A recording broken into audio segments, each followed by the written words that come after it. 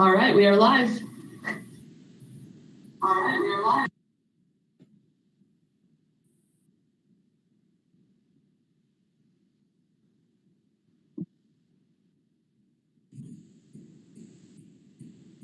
I think Stephen just got on. Stephen, we just went live. Hey, I'm here. I got something happened. Got knocked off. I'm back. Can you hear me? There's an echo. Yes, let's rock and roll, Steve. There's we an can echo. hear you. Okay. All right. We've got something's wrong with the voice. We don't have an echo on our end. Did you want to try going out and coming back in one more time? Or do you happen to have two speakers running? Maybe?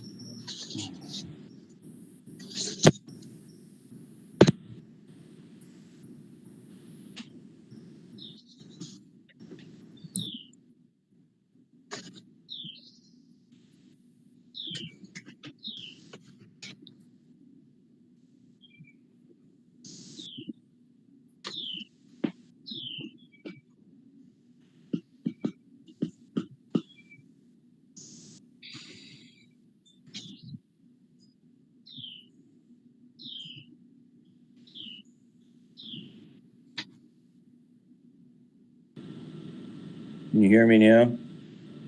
Yes. Yes, you sound good. Okay, it said I was being blocked before or something about. Anyway, okay. Let's get going here. All right. Let's skip introductions right now. I think we're all here before. Has everybody had a chance to read the minutes? Yes. Okay. This is Ed Macy. Is there a motion to approve? Yes, Ed Macy. I move that we approve the minutes from June. Got a second? Second. Cecil Bothwell. Okay, all in favor? Aye. Aye. Sharon Summerall. Aye, Okay. Perry DeYoung. Okay, I'm in favor. Aye, Ed Macy.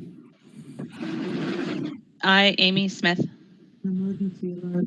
Aye, Cecil Bothwell. Patrick? Aye. Okay, anybody else? Okay, minutes approved. Okay, first alternative compliance, 160 Tunnel Road.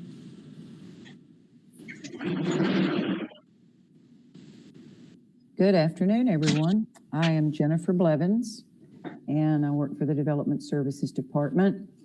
This project you actually reviewed last month. It is located at 160 Tunnel Road at the corner with Kenilworth Knoll. And after the meeting, I worked with the applicants to identify some opportunities to add more trees to the site. And by reducing the number of shrubs in a couple of locations and adding trees to the rear of the parking lot, they were able to add 8 small maturing trees.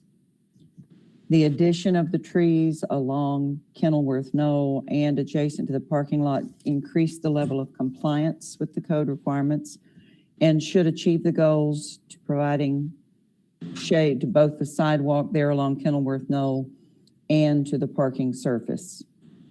Also, the conclusion of the engineer's flood assessment indicates that tree planting along the creek would cause a rise in the flood level, which is prohibited. We do have the landscape architect Caleb Robinson with us today, and I believe he has a presentation for you as well. And I'll be happy to answer any questions. And for how many trees are being reduced now total? I did not do that calculation, but since they added 8, I think we were at 15 short last time, so they added 8, which would make them 7. 7 shy, thanks. Mm-hmm. Yes, ma'am. I think that this, Macy, I think that this is about as close as we're going to get with this project, given its limitations. So I would like to make a motion that we approve it as presented today. Just a point of clarification, what was there more to the presentation that was about to be given? I had completed mine. I know Caleb is here and has certainly prepared some slides. If you are comfortable with what you're seeing from my presentation, you may feel free. I'm sure his feelings won't be hurt, although if so, he can jump in and wave and say no. But if you're comfortable with a motion now, I think you can feel free to do that. I have a point of clarification. The idea of planting in front of the building along the tunnel road, I assume even if that were high up on the bank, that the hydraulic analysis still applies. In other words, that flood level, apparently that creek gets really large at some point. Is that correct? It does. Okay. And that's the problem with planting anywhere high, even high on that bank. It has been eroding, I think, for many long years, and I believe they are, well, I won't say that. Caleb maybe can speak to whether or not they're actually going to have to do any sort of stabilization at this point. But that assessment, it was my understanding, it included the entire embankment. Okay. And I don't know if Caleb has dropped away. Oh, there you are. Yeah, I'm here. Yeah, I mean, that's correct. I mean, I think you summed it all up pretty nicely. I mean, the only thing I would say is we did try some different sizes of tree, or the engineer who ran the analysis tried some different sizes of trees to see if we went to a smaller tree, if that would still trigger the rise, and it was still triggering the rise. So we're not opposed to it. The client's not opposed to it, but it's just triggering a rise in the flood. So we're not really able. Too bad. Otherwise, it would have been a nice place to plant. So, This is Cecil. I second Ed's motion to approve. Okay. Any more discussion? Well, Sharon Summerall, on discussion, I think that the building could have been pushed back to allow for I think the design it fits the dentist office, but it doesn't fit our criteria for what we're looking for in green infrastructure. I don't see why, but I'm not a hydrologist, why we couldn't have riparian trees planted at the top, or the building and its design couldn't have been bumped back to allow for some more street trees. I appreciate the fact that they added more by looking at it, but I am not going to vote for this project for the fact that it could have been designed with all the criteria ahead of time that is needed. So I am not going to vote for this. Okay, any more discussion? All right, we have to go one by one to get our vote. So let's start with Patrick. I vote no. Amy? Smith? I vote aye. Cecil? Aye. Let's see, where are we? Ed? Aye. Is Dawn on? Dawn's on vacation. Okay, she's still on vacation. All right. Sharon? No. I vote aye, although I agree in essence that if we'd gotten to this project sooner, we could have gotten some redesign. It might have helped. Okay. Is that everybody? This is Perrin voting no. Oh, Perrin, I'm sorry. Okay, how many votes do we have? Do we have a tie?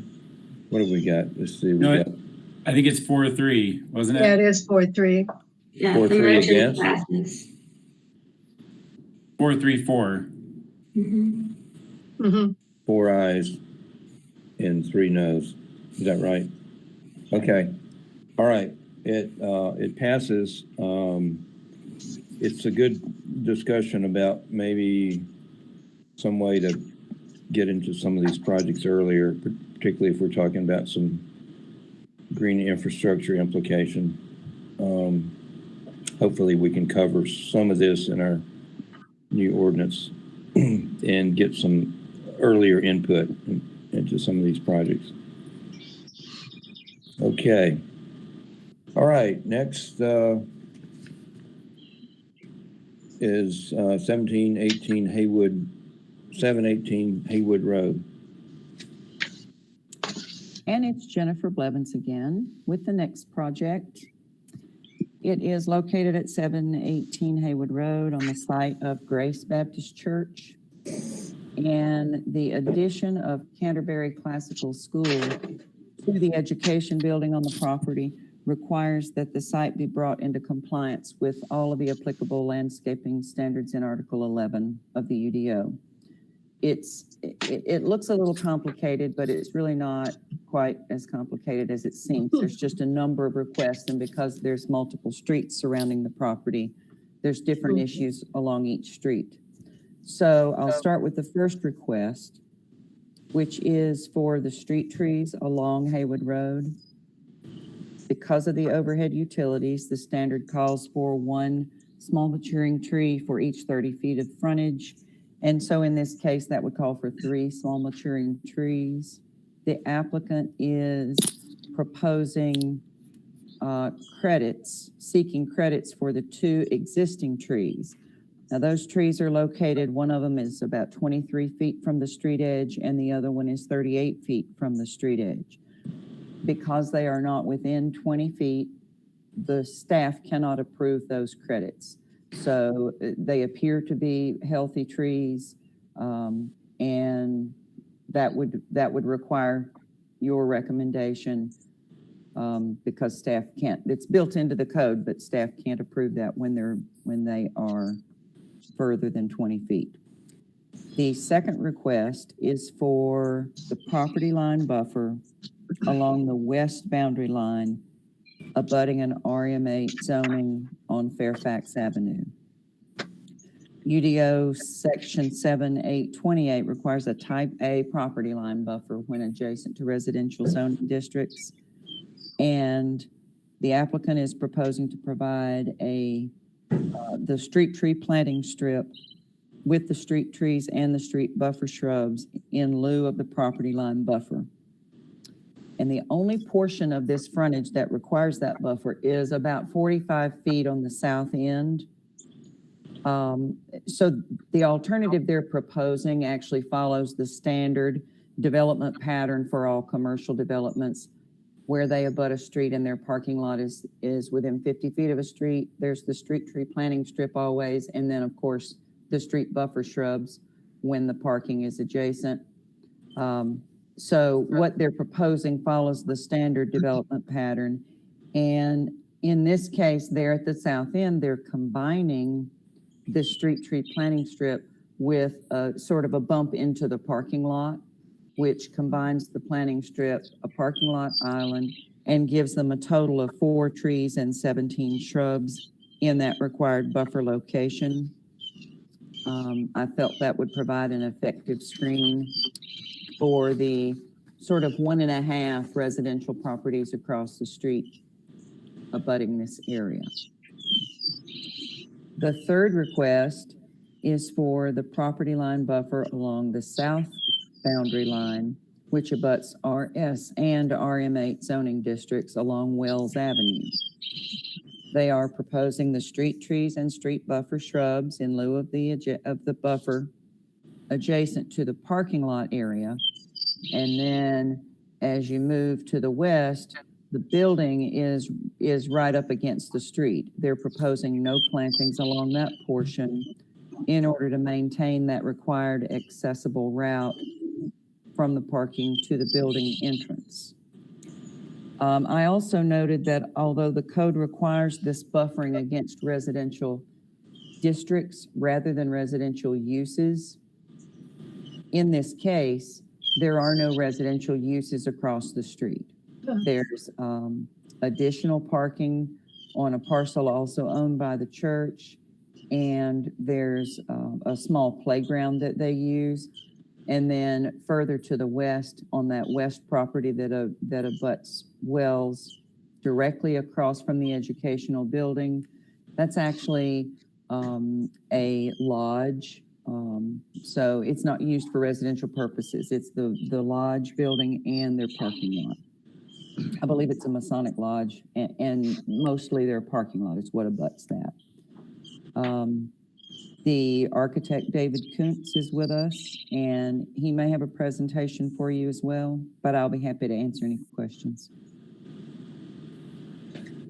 Ms. Blevins, would you, this is Perrin, would you just clarify for me what the new vegetation is on this map? Is that what's in color?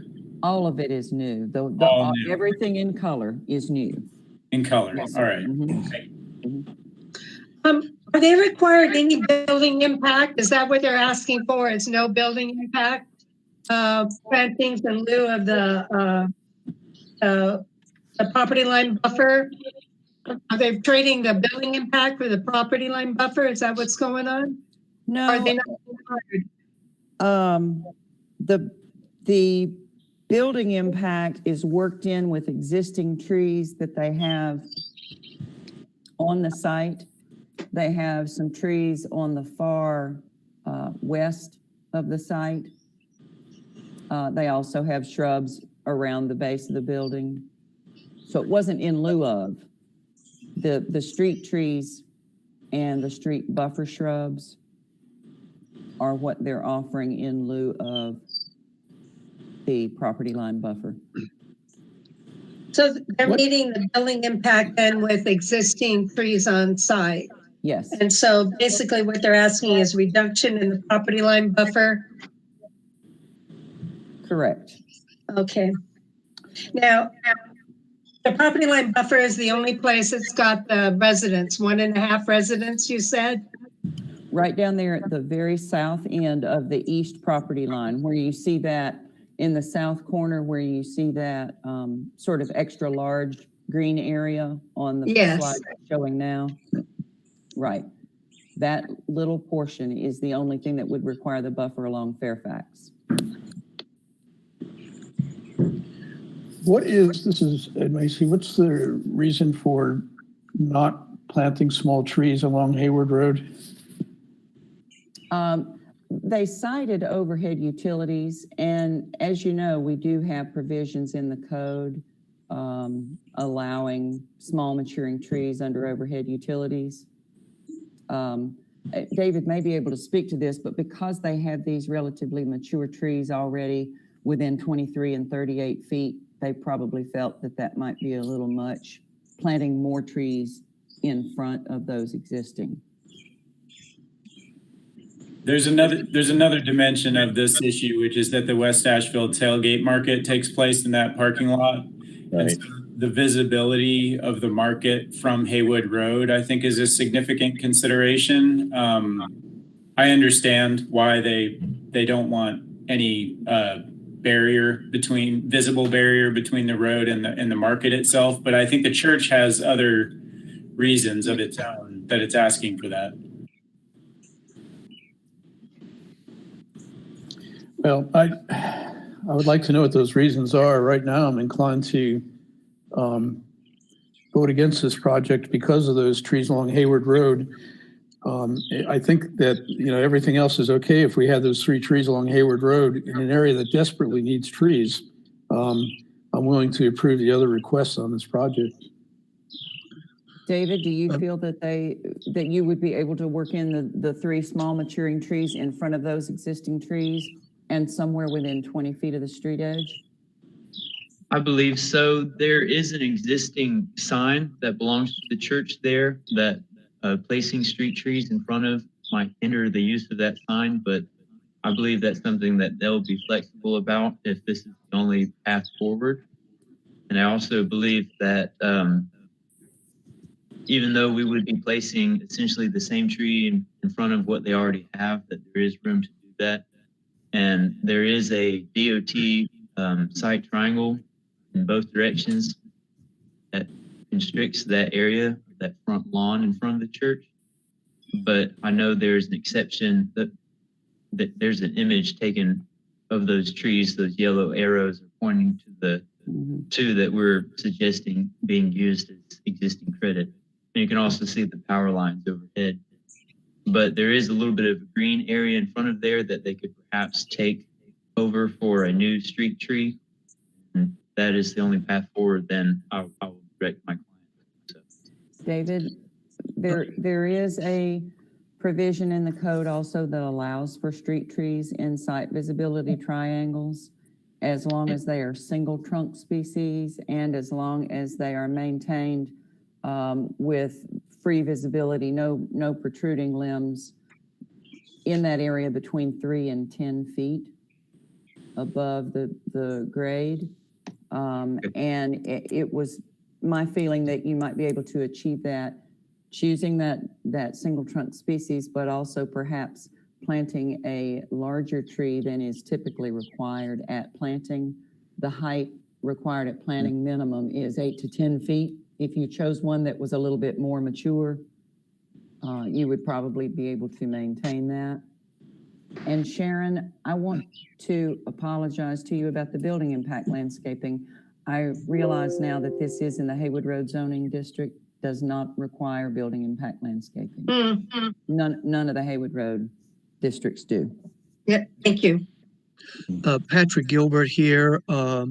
Were there a number of mature trees that were cut down on this property? I'm not aware of that, David.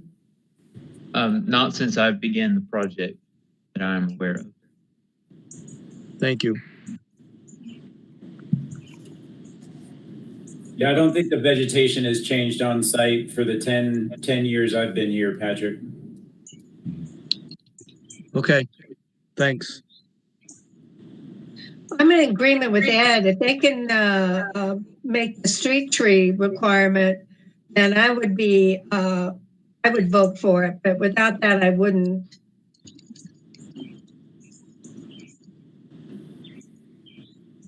Okay, any more discussion needed on this? Yeah, this is Ed. Just for clarification, I now after looking at this picture and being familiar with the site, I think 2 small growing trees would be appropriate rather than the 3 that are required. But if we can get 2 of the 3 street trees, then I'm fine with everything else. Cecil here, that makes sense to me. Yeah, I agree with that. So should we do a motion for a provisional approval, or rather than wait a month, or how should we do that?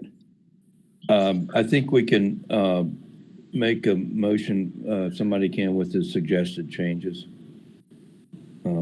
Okay, I'll try. I move that we approve this request, provided 2 small growing trees are provided as street trees along Hayward Road. I second that. Any more discussion? I have a question. Is this one single alternative compliance, or is there 3 involved in this property? Well, it's one with multiple requests, which is not uncommon. The last one had multiple requests, but it's one project, and so they've submitted one application addressing the different areas. Okay. Okay, any more discussion? Okay, we're ready for a vote. Let's go through. Patrick? Aye. Amy Smith? Aye. Cecil? Hold it. Aye, there. Had my mic off. Yeah. Perrin? Aye. Sharon? Aye. Ed? Aye. I vote aye also.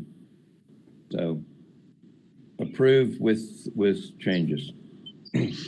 And they will submit that revised plan to me, and I'll ensure that they've got what you were looking for. All right, thank you very much. Thank you. Okay, 39 Sunset.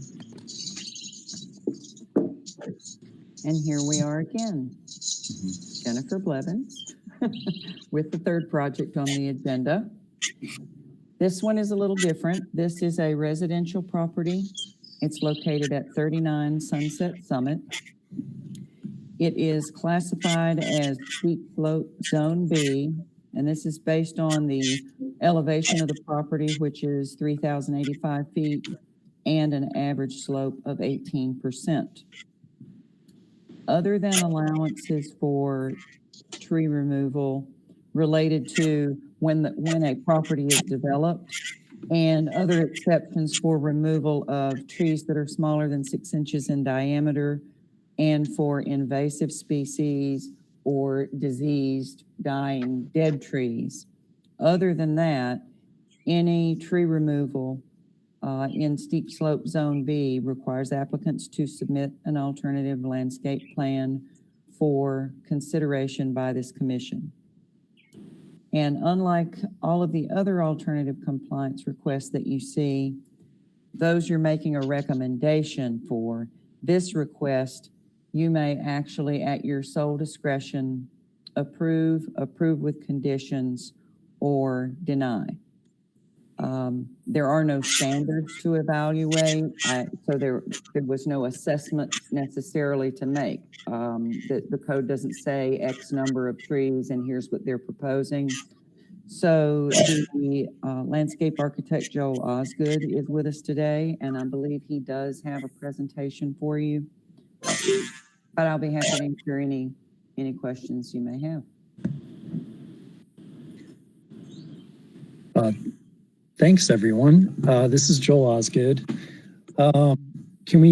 Perfect, there we go. Well, first and foremost, thank you to the commission and city staff for helping us get this organized, and for everyone participating via this Google Hollywood Squares. Next slide, please. I'll introduce sort of our scope and role on this project. We started working for the client, Richard and Emily Wilson. They purchased the property, I guess, quite a few months ago. They've been pursuing a renovation and working with Steven Stoneburner, the builder. He introduced the project to us. The first time I went out on site, my first impressions were, oh my gosh, this place is amazing. 3 acres up on top of Town Mountain, fantastic views. And I think my first sort of question or concern when I met with Stephen up there was, has anyone evaluated the health of the existing white pines and the trees around the property? And before we got into any design and as we wrote scope, one of the things that we do kind of first and foremost, not being sort of experts in trees, but understanding enough to be dangerous, we've worked with Mr. Bill Leatherwood a lot, and this seemed like the perfect project to bring him in on to try to get a better sense of what trees out there would we deem high hazard, both out of concern for the existing sort of owners, but also for neighboring property. And so before we touched pen to paper and did any design work, we engaged Mr. Leatherwood and his team. And so I'd like to hand off the mic to Mr. Leatherwood to talk about his report and his findings of evaluating all the trees on site. And actually we added quite a number of trees that didn't appear on the original survey as well. So Mr. Leatherwood, I believe you're here with us. I'm happy to have you flip through the report to give information, and certainly sensitive about our time allotment in going through this presentation as well. So is there, Jennifer, do we have like 10 minutes, 15 minutes? What's appropriate for us? Nancy? Stephen? Anybody want to weigh in on it? Is there a time limit? There's no time limit as such, but we would, as concise as you can. Perfect. Because most of us probably have been to the site. Okay. So just, maybe a few haven't been able to get there, but most of us, I think, have been to the site. Perfect. Thank you. Mr. Leatherwood, are you with us and able to speak to the report? Yes, I'm here. Can you hear me okay? Mhm. Okay, I think you may be looking at the report, and I'm not going to go into a lot of detail with it, but basically, Joel asked me to do a health, safety, and kind of a longevity analysis of the property. And looking it over to beautiful tract of land, one of the biggest issues I found was it was overgrown, and there had been a lack of maintenance over the years. Along with some careless practices, I guess I would call it as an arborist with some of the trees. But what we found there, and you saw the numbers there originally, I believe, and we found a lot of hazard trees. And on the slide you're looking at now, the Appendix 1, in particular, the group of white pines along the western side, there's 41 trees that originally had been probably planted as a buffer or as a visual barrier or a windbreak.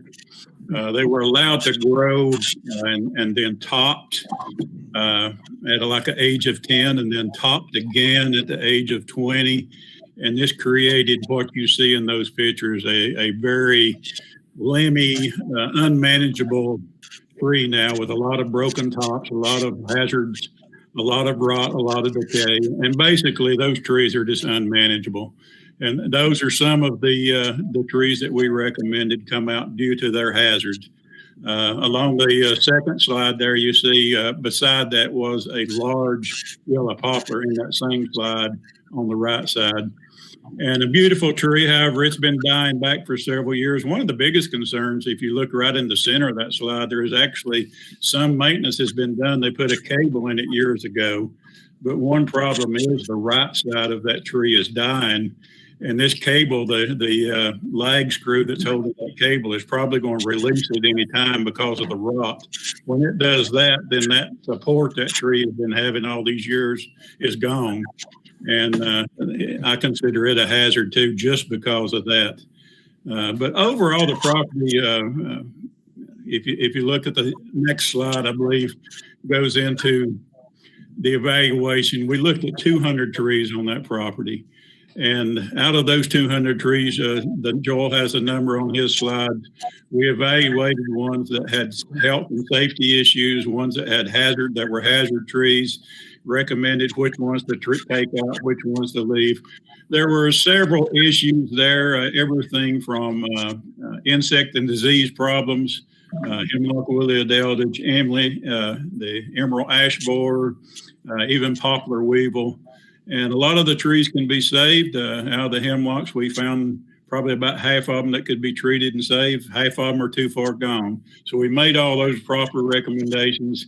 There's some tree work to do there. There's some dead limbs to remove, some trees that just are in the wrong place. But overall, it's a beautiful piece of property. It just hasn't had a lot of care. And I think with what we've evaluated and what with Joel and his folks come up with, it can be restored to a beautiful mountaintop, basically hardwood forest. Thank you, Bill. Nancy, next slide, please. Excellent, thank you. So I think a little bit just about our approach with this from a landscape architecture perspective. As we were evaluating this, got Bill Leatherwood's report, and we're looking at some initial landscape plans and sort of updates for outdoor living for our client. One of the things that came to us as very important was trying to restore the forest ecology up on top of this ridge. And something that we typically do is just asking ourselves the question, what was here even before the human intervention, before the house existed? Are there opportunities to sort of bring that diversity in forest ecology back? And I'd say that in addition to one of the biggest concerns being just sort of safety and kind of health and welfare of not only our client and their children, but also neighboring properties, especially there against the Hawes property to the, I guess that's to the north. I think in addition to that, just feeling like beauty and diversity was important, and coming up with something that had something more long-term health and viability for that sort of tree canopy. Next slide, please. So this exhibit shows essentially with some color coding that was in the report, the trees were evaluated in addition to those that were on the survey. So we sort of repackaged that to give a summary that out of the 200 trees evaluated, we had 48 that were evaluated as high hazard or unsafe. 41 of those are those white pines. The 4 trees were... May I interrupt and ask a question about this? I'm sorry, this is Ed. Yes. The word high hazard is used. I'm wondering if the risk assessment protocol, according to ANSI A300 Part 9, was followed, because that isn't the terminology that's commonly used in that best management practice and ANSI standard. I would have to defer to Bill on that question in terms of the semantics of that. It's not semantics, it's a national standard for determining risk associated with trees. Sure. Yes, Ed, this is Bill. To answer that, yes, we did look at those standards, absolutely. We did not apply that standard to every single tree, but within those pines, that standard stands true for probably half of them. The problem is they're all mixed together in there the way they were grown as a barrier. The large poplar in front, yes, those standards were used in evaluating that, as well as several of the other trees. So what level of assessment did you use? Using the standards for tree risk assessment, right. Yes, we use the national standards in looking at those. But what level of assessment did you use within those standards? The standards prescribe level 1, level 2, level 3 assessments.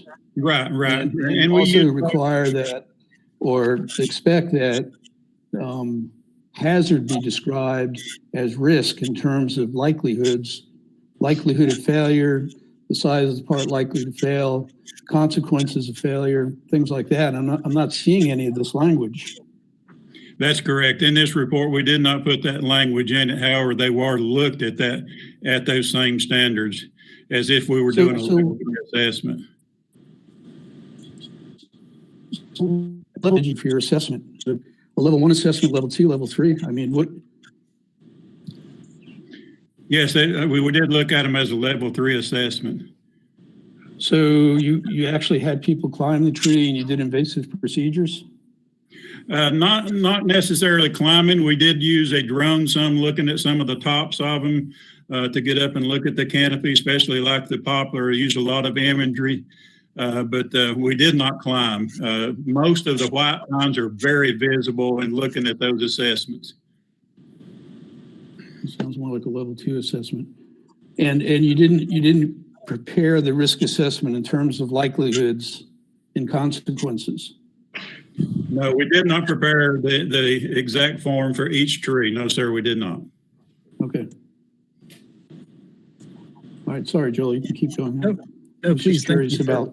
Yeah, thank you for that great question, and thanks, Bill, for clarify. So, in addition to those 48 that were hazardous as defined, we also looked at 44 that were, sort of challenging to try to keep. And then I think it's important to note that really only 3 based on the assessment were in good health that we're asking to remove. But if we go to the next slide, I think what we're asking for is to bring back new trees, but we felt like it was also important understanding the spirit of the Urban Tree Commission, that the existing canopy versus proposed canopy might be an important question to try to address in our presentation. So we did some quick approximations based on just diameter at breast height, our understanding of sort of sense of the size of the tree canopy, and we assessed the existing canopy at 78,000 square feet approximately. Next slide, please. If out of that, we identified approximately 25,000 square feet that we're asking to remove, and then with the next slide, And with our proposal at install, and this is something that, is really impressive about our client. They are dedicated to this desire for diversity and bringing back good forest ecology. And what they're asking for is essentially bringing back 137 trees where we're removing 95. So a total net increase of 42. And at install, we just quickly calculated around 70,500 square feet of canopy at install. And then understanding that potentially, maybe a conservative sort of estimate for 10 years, the canopy doubles from install, albeit we were conservative and showed a little bit less, that generally we're showing around 91,600 square feet after 10 years of growth, which exhibits a 17% increase from the current existing canopy. I'll also point out that per the kind of view shed analysis, if we go back to the existing conditions slide, which I think is 3 slides back, Nancy. Maybe, yes. So existing canopy, downtown Asheville is on the left side of the screen, actually where that sort of opening is. Felt like it was important to try to bring back some forest ecology on that edge of Sunset Summit, right where Nancy's pointer is. So if we go back ahead to the proposal, we're actually trying to add some forest diversity and canopy species on that edge. And then the next slide. Sure. I'm sorry, this is Ed Macy again. The documentation that we were given to review didn't include any specifics as to the species that were being replanted. Yep. We have a slide anticipating that would be a question. We didn't want to jump ahead too far in design because we felt like it was important to have this meeting and this discussion. But we did put this slide together that talks about the forest ecology that we would like to bring back. We've had discussions with the owners about this since our submittal. But what we're looking at is a mix of evergreen species, Fraser fir, holly, Carolina hemlock, Bracken's brown beauty, magnolias, Norway spruce, white fir, perhaps arborvitae. I think we're flexible in the selections, but we would definitely see a mixed evergreen replacements to bring in there. Certainly we could try to use some white pines, but we're sensitive about, again, those being potentially hazardous and as they grow more mature. But really interested in the existing kind of forest hardwood species that are there. There's some really nice oaks, hickories, sourwoods, poplars, and definitely taking cues for what is successful in terms of the forest ecology that may have been there prior to the house, looking at species similar to that. And I won't flip through or mention each of these species, but definitely trying to advocate for insect variety, bird habitat, and four-season interest as part of the landscape plan. It's Sharon Summerall here. Joel, what size do you plan on putting in, and how are you going to plant these in between the trees that are existing? Because you're pretty dense in a lot of areas, except the lower area that Nancy pointed out. Yeah, great question, Sharon. Appreciate that. So our intent would be generally to get 1.5 to 2 inch caliper and mix species, and even try to get 4-inch caliper wherever we can. And, certainly dependent on what's available nursery wide and sort of cost budget perspective. And I know that Stephen would be able to speak more to that, the builder, in terms of the sort of the economic investment that the owners are having with this property. But my sense and understanding is that this is a legacy project, and they want to do right by the forest ecology and bring these species back, in addition to just having mixed sizes. And we would recommend that generally, that if we're going to plant 10 say Norway spruce, that we would have some varying sizes so that it would look more natural upon install and allow for variety. Let me ask one more question, if I may. If I was to agree to take out 94 trees, then I would want those 94 trees planted, or however many you have, within a reasonable amount of time to replace what is coming out. And when I hear legacy, I think of forever and ever, amen. No, absolutely. That's the legacy part is just that they want to invest in the property and allow for this ecology to happen over time. So if the trees come out, the new trees go back in? Yeah, that's the intent, that it would be an immediate pursuit and we fit whatever expectations the city and you all have in terms of restoring the property with that forest ecology in terms of time frame. But I would see that they want to do this as quickly as possible and move all of this forward. What is the potential risk to folks downhill from soil erosion and slope failure as a result of removing so many trees? Great question, Ed. And I think we understand that one of the next steps that we'll need to endeavor to organize is erosion control. And inherently, all the work that we do, we want to be careful about downstream neighbors and manage stormwater on site. And our plans actually show a lot of sort of infiltration trenches, rain gardens, key line plowing. We've talked about how to sort of keep good soil on the site as much as possible and sort of reuse that and sort of build a good kind of forest base with the existing soils, and absolutely super sensitive to what happens downstream or down slope. And we'll be extra careful with that in terms of next steps. I was up on the site yesterday. Of course, I was not able to see anything except the perimeter. Really, I didn't try to drive onto the site, being private property. But I did notice that a lot of the trees that are scheduled to come out are not giving much effective canopy now,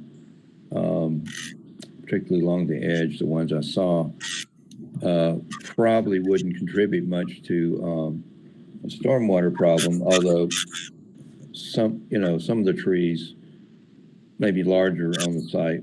That would be a consideration, but for sure. But I'm wondering, maybe although specimen trees are appropriate in many cases, the Norway spruce and so forth, I'm wondering about, is it ecological restoration, why you wouldn't lean more toward native species restoration rather than putting in a number of non-natives?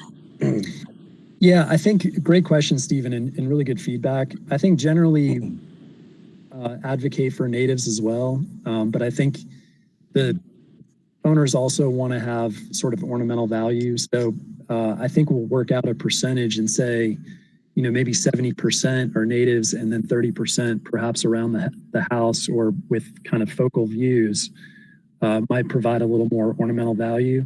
But absolutely, on behalf of, reading Doug Tallamy, advocating for that diversity, we want to use natives and we want to pursue this as a forest ridge sort of restoration project.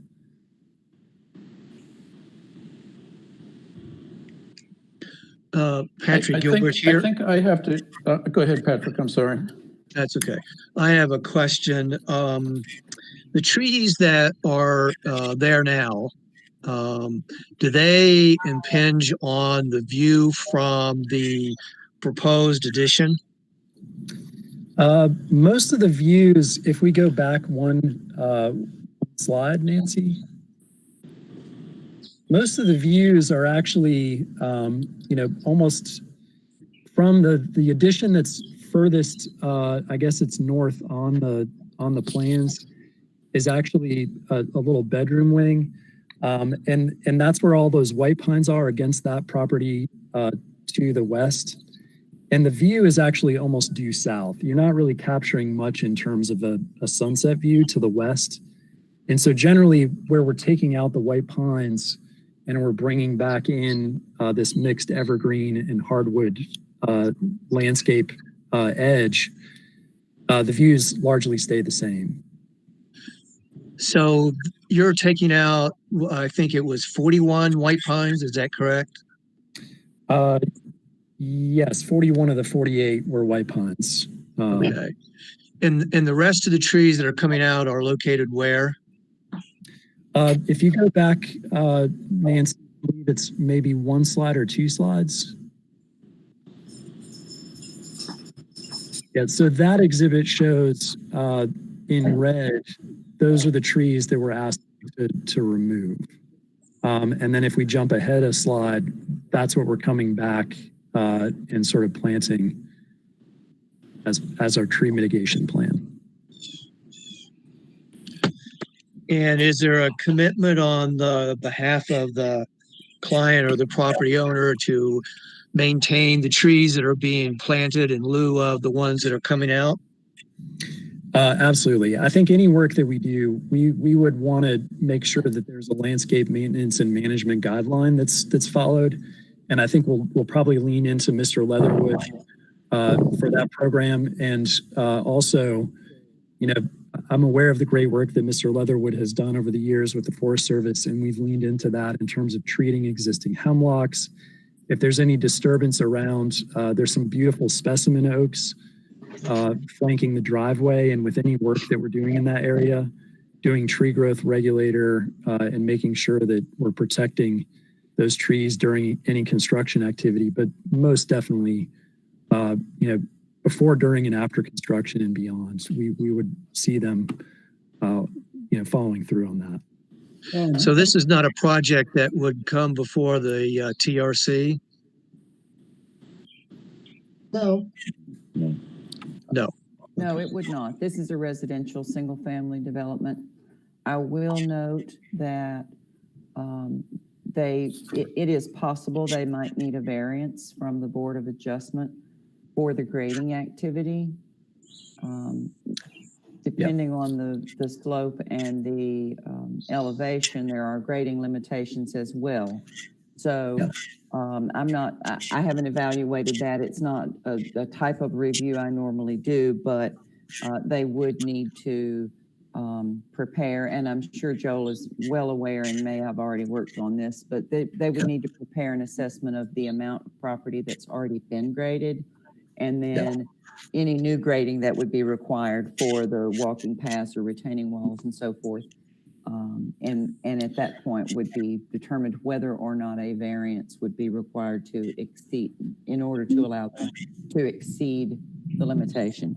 Yeah. This is Ed. I'm sorry, but I'm still kind of I'm struggling with the arborist report and this notion of hazard trees. And I'm looking at a schematic with that was in that report that was submitted with the documents showing these trees that are supposedly hazardous with no risk characterization attributed to them. So we don't know if it's the whole tree, part of the tree, what the potential target is. Trees are out in the middle of nowhere, and if a branch breaks off or if the tree fails, it's not going to hit anything but the ground, and dead trees on the ground are part of an ecosystem.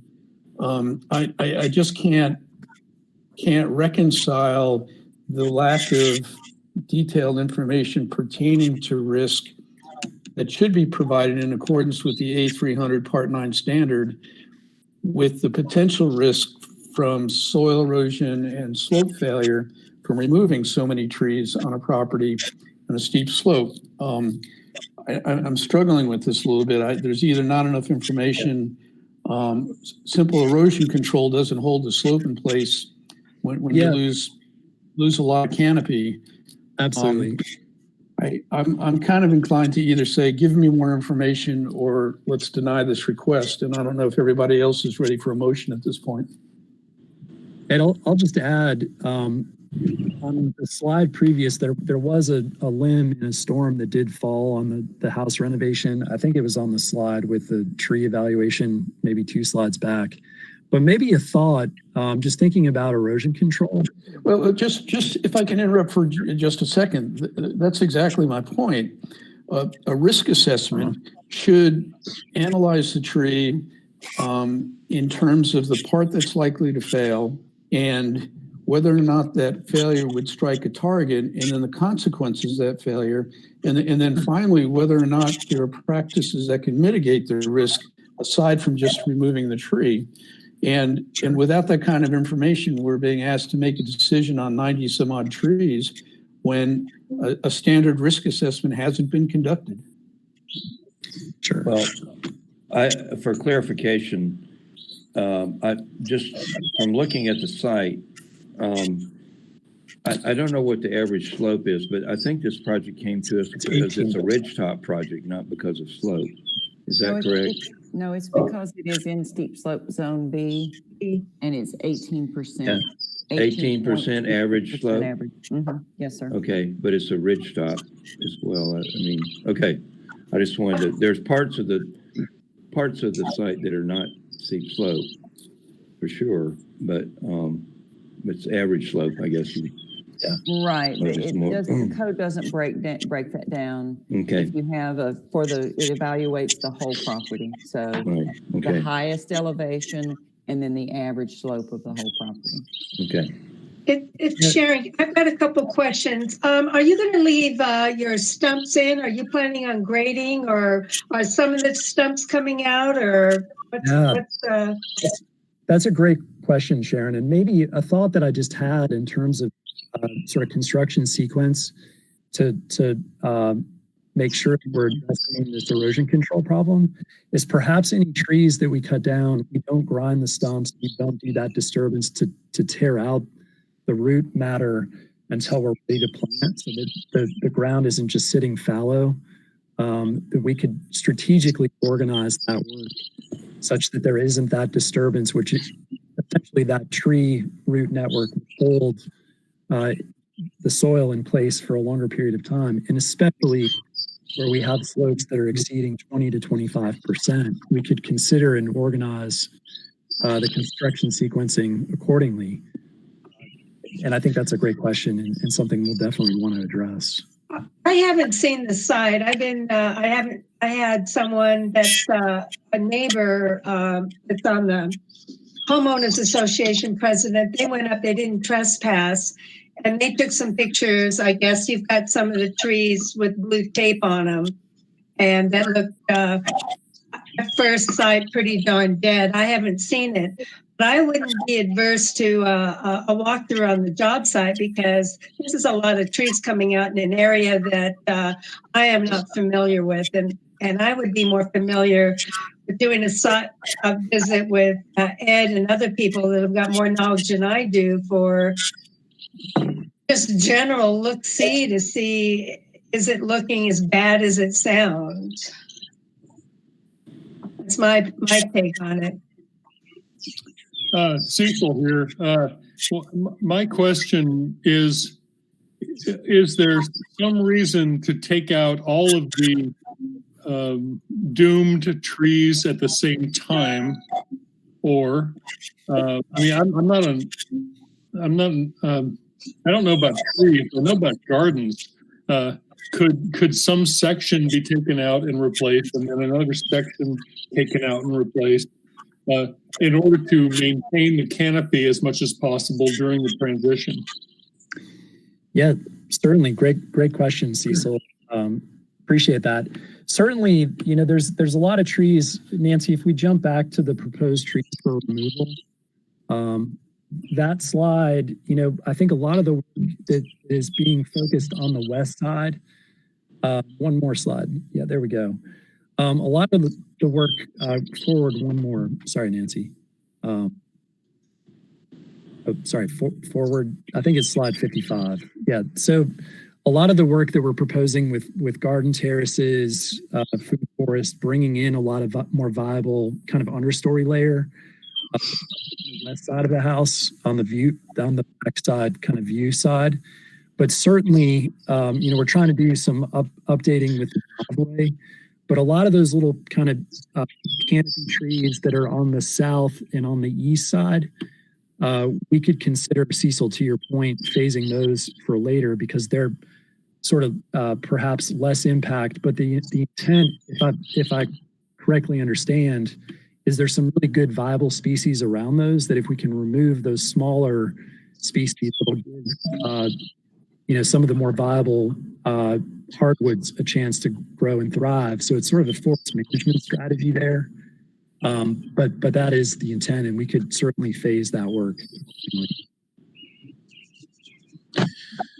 Mr. Chairman, Yes. I think that the commission has brought up a lot of valuable points to the architect and the developer on this project. I think that it sounds like that they're willing to work with us. However, I also have a feeling that at this point, if we went ahead with approval, we'll be buying a pig in a poke.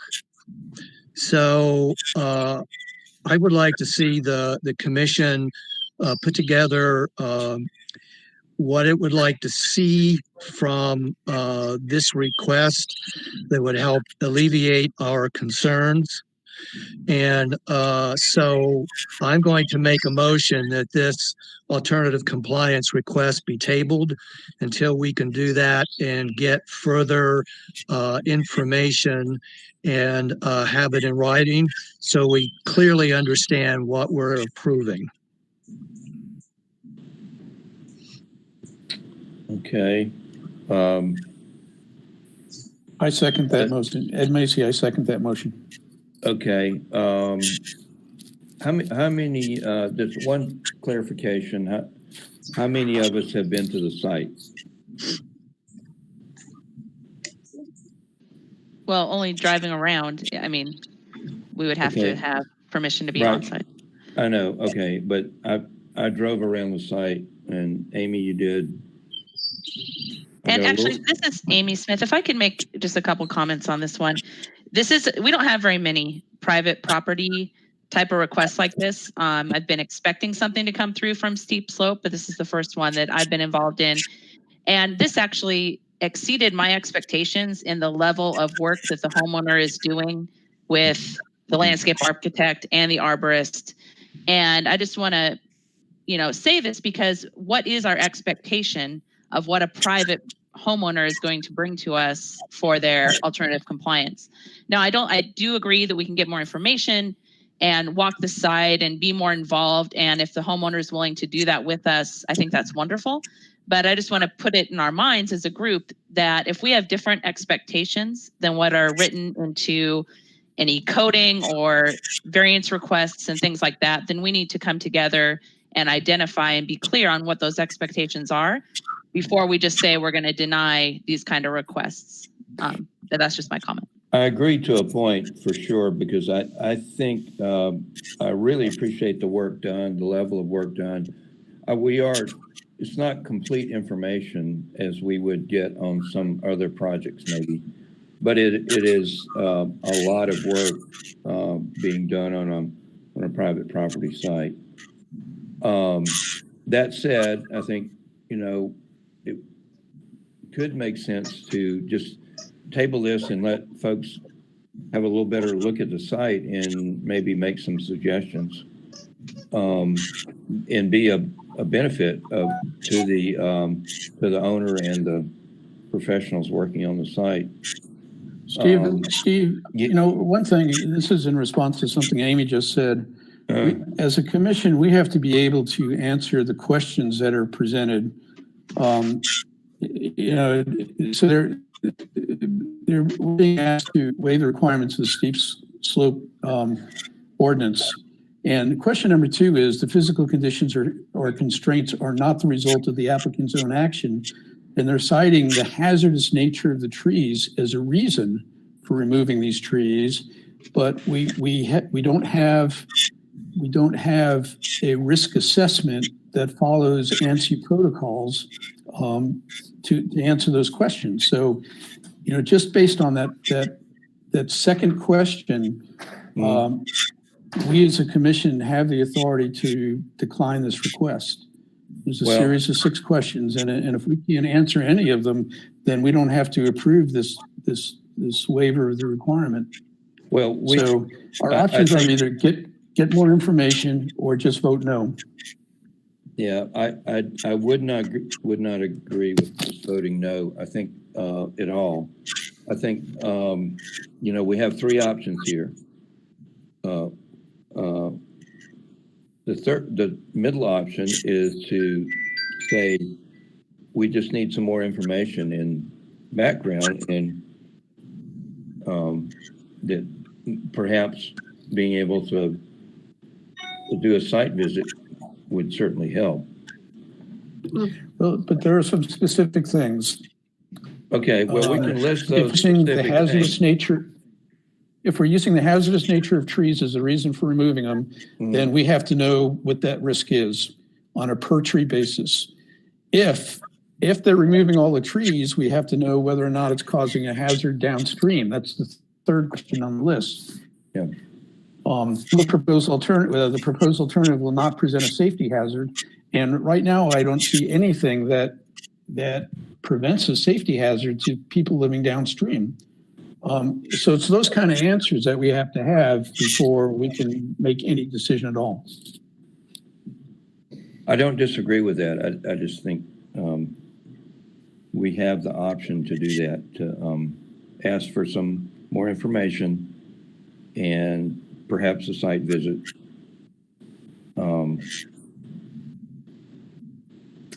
And I think that's the logical way to proceed. And let me point out, I need to do a little bit more research. This is Jennifer. I need to do a little more research, but I do not believe that this falls under that alternative compliance portion of the code with your standards. I'm trying to read the code right now while y'all are speaking, but I want to follow up on that. I don't think that the standards are the same. This is not really technically an alternative compliance because the code requires compliance for those commercial developments, and this is something different. This is called a tree mitigation plan, and I'm still researching, and I apologize for not having a better understanding of where this comes from. It was the first time I had reviewed one of these as well. But Joel, are you familiar enough with what you've been looking at to jump in, or? Yeah, no, I really appreciate this commentary. Really appreciate the spirit, Mr. Macy, Mr. Hendricks. And being a guinea pig for all of us. Yeah, no, it's great. We seem to find ourselves in some of these roles with projects where it's hard to figure out how to plug into a system with the city. But I think we're amenable to meeting whatever expectations. I think there is sensitivity with that of our client, their schedule, wanting to move forward, trying to get all this organized, their investment in the property itself. But we certainly want to meet the expectations of this commission, of the city, super sensitive about stormwater, making sure that we're meeting the letter of the law through this whole thing. So if y'all tell us what we need to do, we'll jump as high as you need us to jump, within some consideration of what's on behalf of our clients.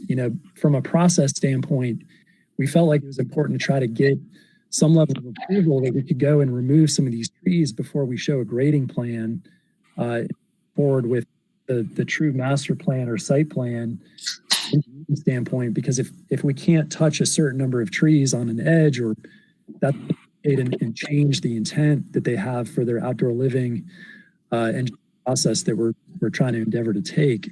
So this is the first important step, try to get some level of approval for removal. But if y'all tell us that we need to add 2 or 3 steps before we can get that approval, happy to do it, happy to meet whatever expectation you all have. And appreciate the chance to have this continue. So Stephen, this is Nancy. So just for clarification, for Jennifer's point, this is an alternative landscape plan, which falls under 712.4 under the steep slopes. So it is different from the alternative compliance and meeting the requirements of the alternative compliance, I believe. It is different. I've just been looking at it as well, and thinking about the application package that we give to the applicant to complete.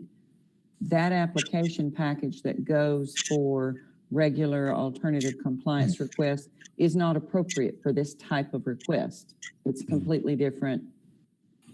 I mean, they did a fantastic job, completing the package, but now looking at the two different places in the code and the language that's used, I believe we need to prepare a second type of application for this, because those standards are not applicable in this case. Right. Yeah, I can see how that would be appropriate. But I think we could ask for more information in various forms. Sure. And just proceed that way. Can you all hear me? Yeah. Hey, Mark Foster, City Arborist. I think, Stephen, your suggestion earlier about a site visit is probably one of the most instructive things that you all could do in evaluating this project. Looking at the plan, it's not possible for me to see which of these trees are the most hazardous besides the ones that are topped over next to the house. The white pines that have been topped that are right next to the house, to me, that's a no-brainer as far as those trees being best to remove.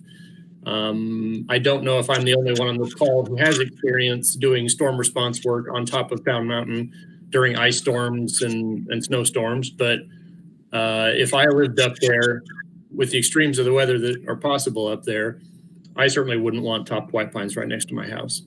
Yeah. So I think site visit would be a really good thing to do. Good point. I think this would be instructive to all of us if we had as far as process, if we had some kind of. But again, if we had a proper risk assessment, we'd know where the targets were and where they weren't, so we could make a decision. Well, looking at the plan, you can see the row right next to the house. Just so I understand what Jennifer had said earlier, this application was presented to us in the standard alternative compliant format. And what you're saying is that it probably should not have been presented to us that way, and that we may be looking at a different format in the future for this particular request. Well, I believe so.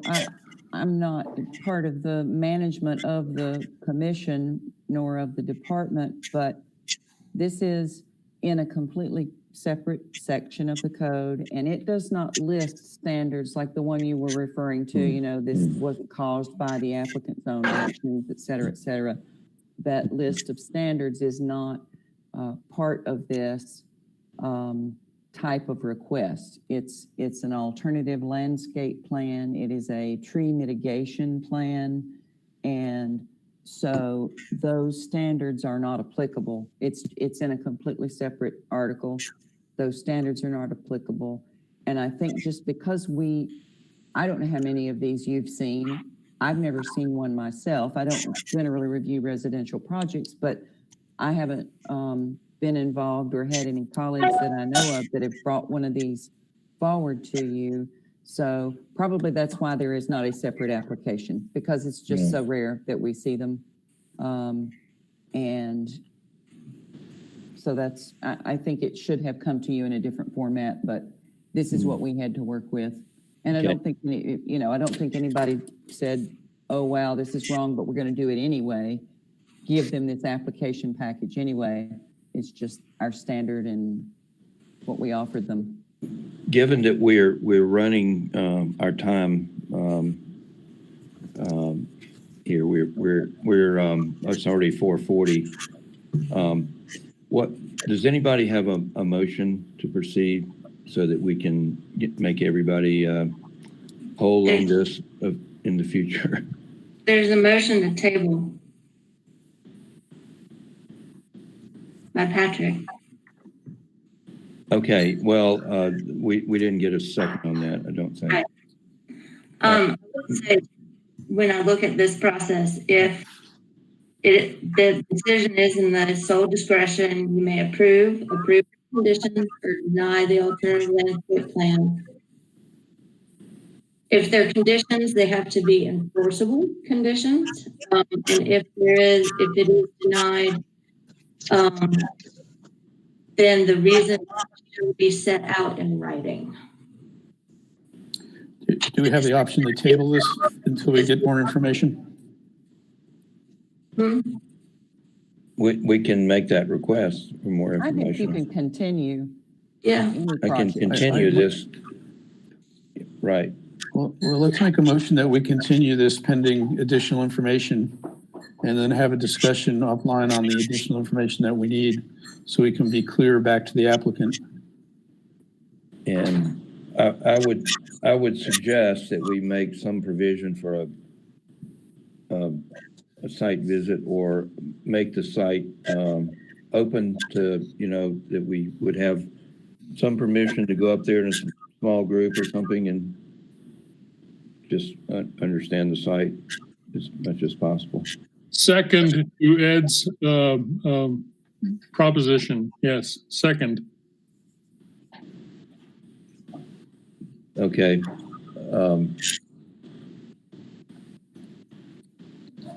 Is there any more discussion?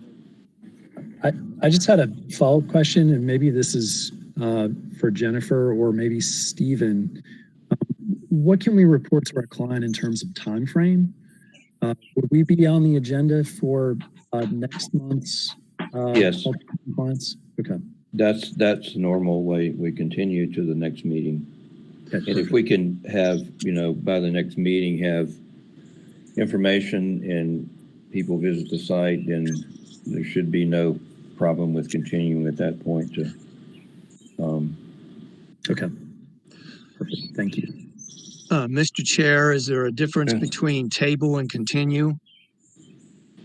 I don't know. I would phrase it as continue. I think that's the proper term. Well, then either I modify my initial motion, or I withdraw my motion in favor of the one that Ed made. Okay. And I would modify my second, Cecil, here to modify whatever second of whichever thing was seconded. Okay. All right. Let's go through and move this on. Okay. I formally withdraw my initial motion. Okay. Ed is the second person who seconded my motion. Do you also withdraw? Yes. Okay. I withdraw that second. Okay. Are we ready to vote? Yes. Okay. I'll start with Amy Smith. Aye. Patrick? Aye. Karen? Aye. Cecil? Aye. Sharon? Aye. Ed? Aye. And I vote aye. So this is a continuance dependent upon some further information. And under the, I don't know, Nancy, under the rules, can we talk to the applicant before the next meeting as far as clarification? Yes, I believe so. Okay, all right. Well, let's do that rather than trying to articulate every little thing at this point. Okay. All right. I think there's a general understanding that we need more information, and that I applaud the effort that's gone into it. We just, since these projects are kind of new to us, we need to work out some things, and you happen to be our guinea pig right now. So we'll proceed and try to make everything whole as we go. Okay. All right. Thanks so much. Thank you very much. Thank you. Thank you very much. All right. Goodness gracious, we're finally on to 145 Biltmore Avenue. Hi, this is Sasha Vertinsky. I'm a planner with Planning and Urban Design, and I will be just introducing this project for you all. 145 Biltmore is currently under construction. If not, in their later stages of construction. This is an application for alternative compliance for the street trees along Biltmore Avenue. There are 3 trees required by the frontage, which is about 79 feet on Biltmore Avenue, and they are proposing 0. The DOT, there's a driveway on the Biltmore side of this building, and which then triggers site triangles. And also with the DOT rules around clear recovery zones, a small tree could not be allowed within 8 feet of the travel lane. So I think that's pretty much the summary of it. So here's a site plan of the project. And they have, the details on the right side of the screen. There are no street trees there where they were through the approval process. And basically, we do have the application stated repeatedly around the CBD zoning requirements of being 0 lot line. And that is true. We have a 0 setback in the CBD. We do have the flexibility to set buildings back for courtyards. And I think, we're in this unfortunate situation where this building is already being built, that Biltmore is a DOT street.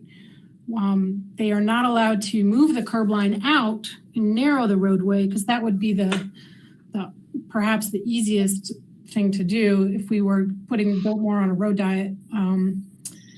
So on the site plan, you can see there's I'm just going back, if you measure 8 feet in and the site triangles, it's a very small, tiny little area right next to the building, which you could maybe put some kind of planting of some sort, but I don't think a street tree would really actually fit there with tree grades and all the other things. So that's where we are today. And so, we're recommending approval of the request. We're not happy about it either. I did talk with the city's traffic engineer, and he thinks it's the safest thing to happen in this situation. I also consulted with my downtown design review committee members individually, because this was not at a meeting. And a couple of them suggested, would there be a way to soften the building? And I know that's not the same as tree canopy, but soften the building with green vines or something. So that's kind of the end of my presentation, and I'm here for questions. And I think Warren Sugg is here for the applicant. It's Sharon Summerall here. Thank you, Sasha. Knowing that area, it's a sad location. There are hardly any trees at all up and down there. And with that 0 setback in CBD, that just sets up for no trees, which brings me to my major complaint of the CBD heat island and no trees and 0 setback issue. I don't see any way around it physically to add a tree. It's just a clear case of building to the 0 setback because they can. But, it's sad, I think. I agree. And we've been discussing internally of how to get, so that we don't keep running into this situation on DOT streets, especially getting DOT involved before zoning permits are let, so that we know that DOT has looked at it and approved it, the plan, and that, that the 0 lot line doesn't become the determining factor. This is Perry, and I'm pretty new here. For my own educational purposes, could you fill me in on what the significance of Biltmore being a DOT street in this context is? Sure. So on DOT streets, they have a couple of policies, and I think they're in this. Thank you. Nancy. So they've got a policy manual, which we have to abide by. And, sometimes it feels a little ironic because we've got a lot of utility poles right up next to travel lanes on our DOT streets. But basically, they don't want, if somebody were to go off the roadway in the travel lane at a certain speed, they don't want you to run into a tree. So they're saying you cannot plant a tree for the first 8 feet. So it depends on the roadway speed. And the roadway speed here on Biltmore Avenue is 35 miles an hour. We have run into this in other places in downtown on Charlotte Street, where the hotel is at the corner there. And so really, and then the site triangle. So they have a 10 by 70 site triangle around the driveway, which you can also not plant in that site triangle. So because it's a DOT street, they have kind of predominance over city rules. You'd think the building owners would appreciate having some flying car deflectors out front in front of their buildings, but thank you for the clarification. Sure. You think they would want to build it with trees, so when they went to design it, knowing as well as they do where they're at, what they're building, and what they're designing, that instead of wanting, I understand it, wanting as much available space as they want, but not allowing any trees or any green infrastructure is what is sinking us downtown. Right, exactly. And sometimes it's been utility lines under the sidewalk that have been a bigger problem, but I think, I don't know when, but I think we do want to kind of write some of this more into code, saying, maybe making that setback 0 to 10 to give that flexibility to ensure that we've got street furniture and street trees as well. Thank you, Sasha. I think Warren. This is Warren. I am available, and I will say that we've tried to put trees there, but yeah, the discussion with DOT has just warranted them to go back to their codes and basically give us that back when addressing and trying to get this driveway application.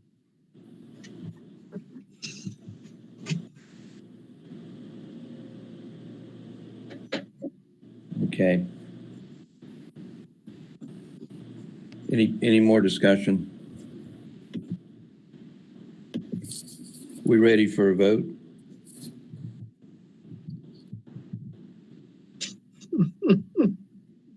I think we need a I'm not motion. hearing first, anybody. Steve. Yeah. Oh, excuse me. Yeah, somebody's going to make we don't have a motion yet. Would anybody like to make a motion?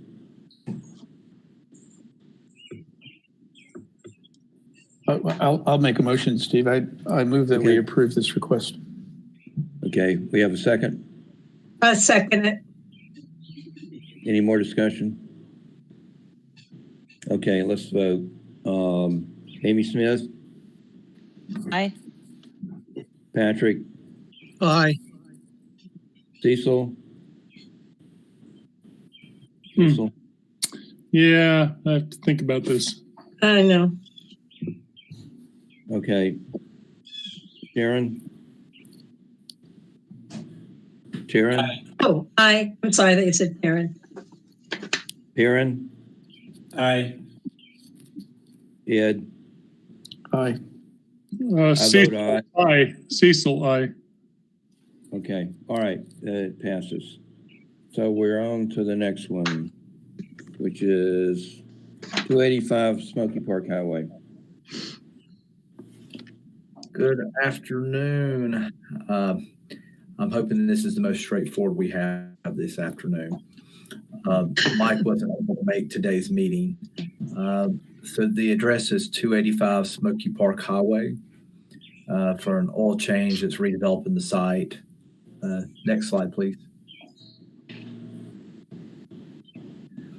So basically the request is for the street trees located along Smoky Park Highway should be within 20 feet of the edge of pavement, but due to conflicts with underground sewer and water lines, they're going to relocate these trees just about 45 feet from the edge of street to be out of the right of way and outside of any utility conflicts. They've provided a really good site plan. Next slide, please. So you've got some basic street view. So you see it's a car lot that's going to be redeveloped. Next slide, thank you. This is probably the most helpful site plan for you here. The blue is the water line and area of easements. And then the pink area is the sanitary sewer. the area of request is that southern part of the property abutting Smoky Park. You'll see some gray circles. That would be the UDO requirement for the street trees, which are clearly within the water line. The green circles are just to the north of the sanitary sewer. They would be outside. So that is what will be the proposed location with an average of 45 feet. The street trees along Old Haywood Road, just for reference, those meet the standard. So that's not part of the request. So we don't need to worry about the ones on the northwest side of the site here. So you're just looking at these 5 or 6. Next slide, please. And then here is another cleaner version of the site plan showing you the proposed location of the trees and some easements. And that is pretty much it. Next slide, please. Yep. And so I think staff felt like this was a reasonable request because of underground utility locations. It was just, and they have some other documentation from utility companies, the water and sewer service providers. So I can leave it now to the commission and or the applicant to answer questions.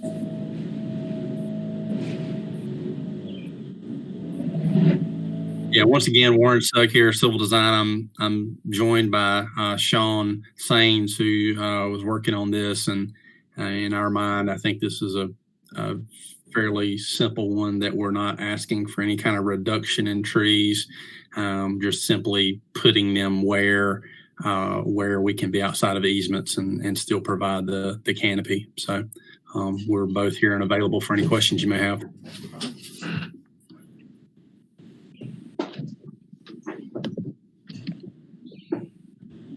Just don't roll any cars on them.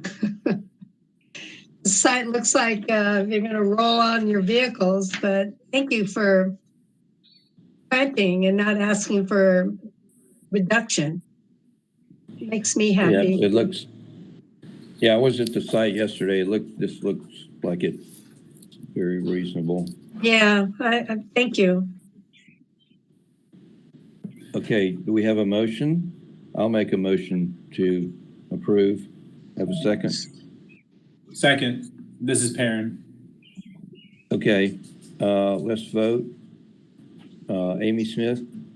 Aye. Patrick? Aye. Karen? Aye. Cecil? Cecil? Cecil. Cecil? Sharon? Yeah, aye. Ed? Ed? Aye. I vote aye. Cecil?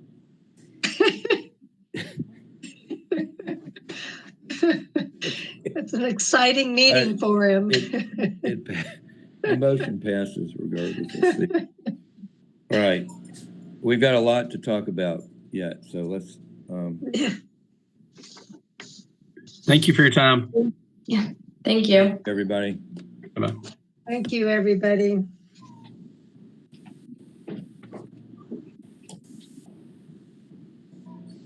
Oh. Okay, we're... I don't know whether we don't have a... Do we have a provision for public comment at this point? That's on our agenda, but... We got a couple, I think 3 public comments in. Okay. Okay, will you read those or? Yeah. Okay. So the first one is from Renee Mazurek. She is with Stacy and the UWLN. I'm not sure what that stands for. She is writing to voice her support for the tree protection ordinance and zero net loss resolution. She looks forward to the results of the work that this commission is doing, and she thanks you all. So that's the first one. And then the next one is from Steve Rasmussen. Thank you. He says, here's a perfect illustration of why the Urban Forestry Commission should table alternative compliance hearings until the time as such live input is enabled, and no earlier than its August meeting. Though not a direct neighbor, I live near this property. I think he's talking about the Haywood Road alternative compliance. He lives near this property and walks across it several times a week on his way to and from nearby Ingles and grocery store. I've also discussed the proposal with the owners of the adjacent property number 12 at 44 Brevard Road, which is the site of a newly designated treasured tree, a 300-year-old white oak that borders the south parking lot on the other side of Wells Avenue from the proposed school site. I tentatively support the alternative compliance request since it appears to me that it would considerably improve all asphalt parking lot that is barren heat island of very sort that is contributing to Asheville's climate crisis. The West Asheville Tailgate Market is indeed held there every Tuesday, and providing more green space and tree shade for the market attendees would be welcome and a healthy benefit. It does appear that the treasured trees is not a risk from this project, and my friends at 44 Brevard tell me they've received assurances of that. However, it is not clear to me whether the two existing trees between the front subject property and Haywood Road would be preserved. Since the city staff notes they do not count toward the street tree credits, and I find the description of site triangle confusing. One of these two, the northeastern tree, is a Coosa dogwood that bears an abundance of delicious edible fruits every year. Another tree I'd want to be sure is unaffected is not on the subject property, but on the opposite side of a narrow roadway that runs along its west side, sharing the toy store that currently occupies the building. Sorry, I have to scroll down some more. It is a tall, old, famously fruitful persimmon tree that would, by the way, be a great candidate for a treasured tree. My intimate familiarity with the site and my educated concern for these trees as a member of the Tree Protection Task Force make me a live public input in response to the discussion of this alternative compliance plan invaluable. Please consider me in this instance and at least a poster child for why the UFC should refuse to consider any alternative compliance proposals until live public input at its meetings is enabled. Steve Rasmussen. Okay, and then our last one is from Kathy Walsh. She says, it is outrageous that the city of Asheville is again allowing the meeting of a board commission with no ability for public input to participate. This happened at the planning and zoning meeting on 7/1/20, and now this. Over 100 people sent in comments to the April-March 2020 city council meeting, and they were not read until next month. That the public are not being allowed to participate in local government is a violation of our rights as citizens. I protest and suggest that this meeting be adjourned until the public can participate as fully as if they were meeting in person. And that's it.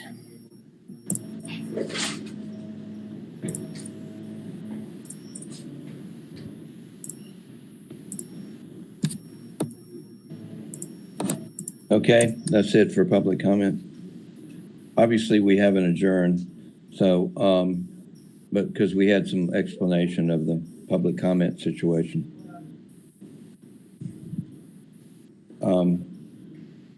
Okay, let's proceed to old business. Tree protection ordinance.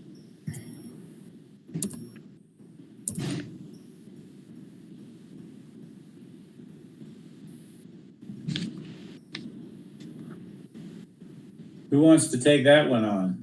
I think it's Patrick. Well, we had the negative vote for with P&Z.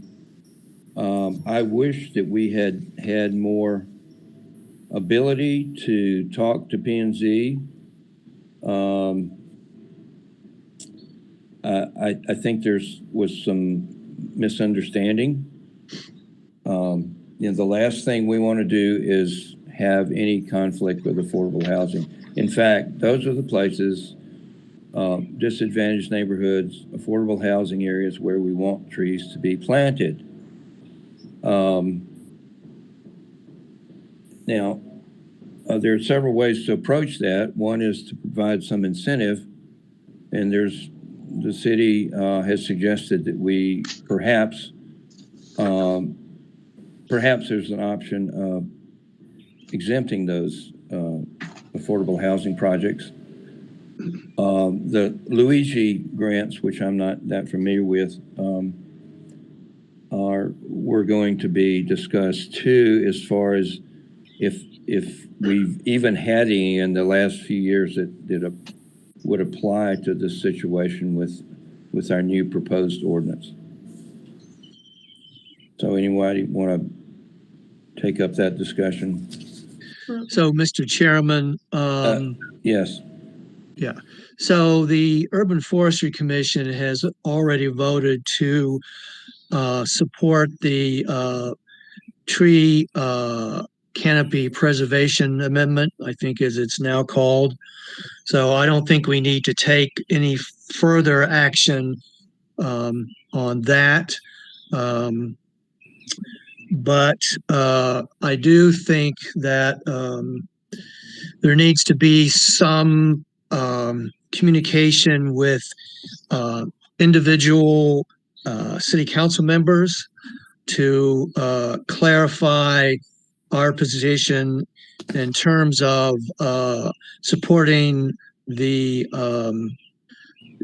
amendment, and that support in the amendment itself does not conflict with the ability of the city to develop affordable housing.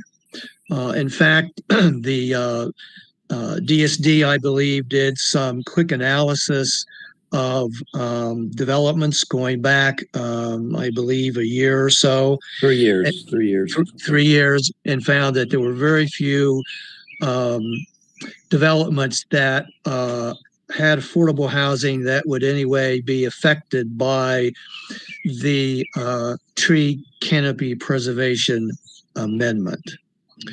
And my understanding is that the Department of Development Services staff will be presenting the amendment to the City Council without any additional changes, and that they will recommend that the council approve the amendment as is, and that following a 8 to 12 month testing period, if there is some issue regarding the amendment and the city's desire to have affordable housing, then the city will examine that in relation to the tree canopy preservation amendment.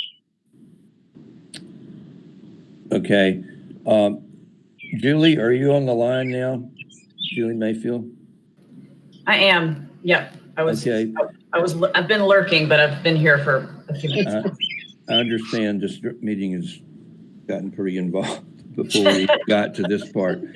Hey, well, do you have any suggestions for us? I mean, we obviously don't think we're in conflict with affordable housing. We don't want to be. Right. Steve is that. And so we either incentivize some tree planting, or the other option being to exempt projects. I don't know. It's just. So the projects, to me, these are two clear priorities for our city. And I don't think they need to be in competition. I think everybody here probably thinks that.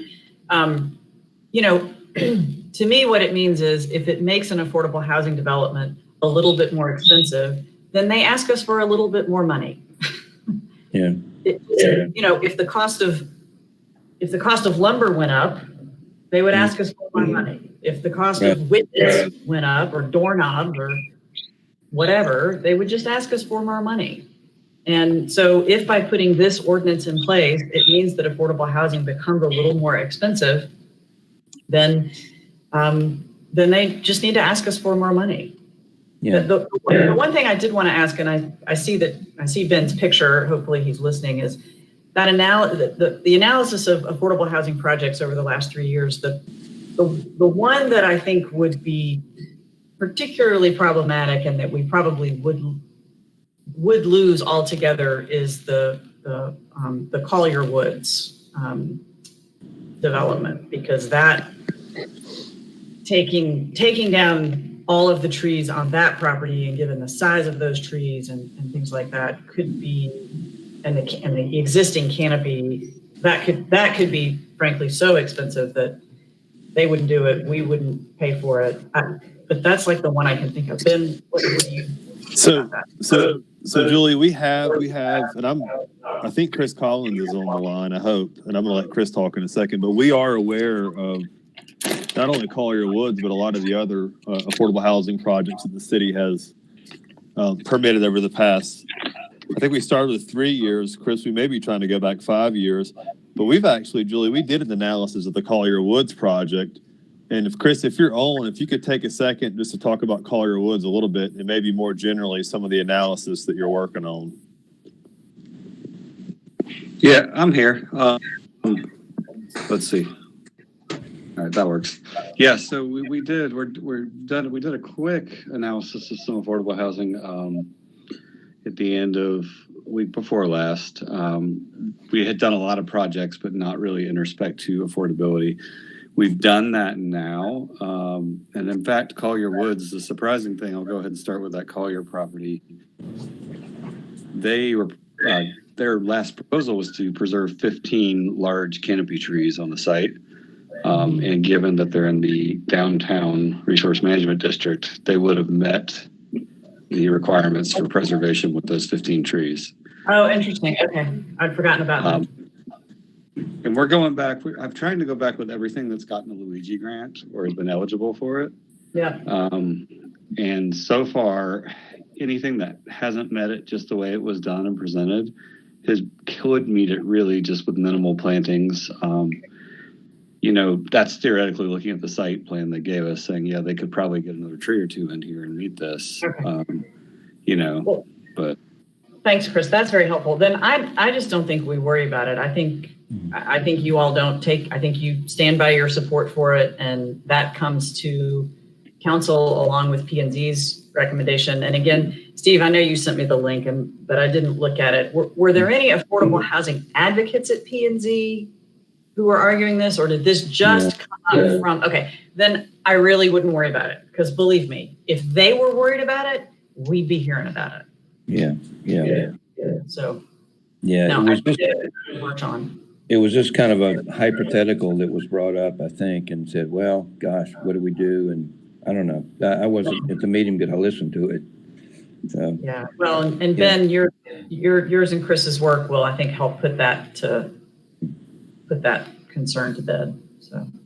Yeah, I think so. We'll have that in a format that people can look at and view, and we'll make sure we're real transparent about what, if any, impact this has on affordable housing. Great. Thank you. Good. Okay. Well, we've got, we'll need your advice on a couple of things coming up on old business, Julie, so stay tuned.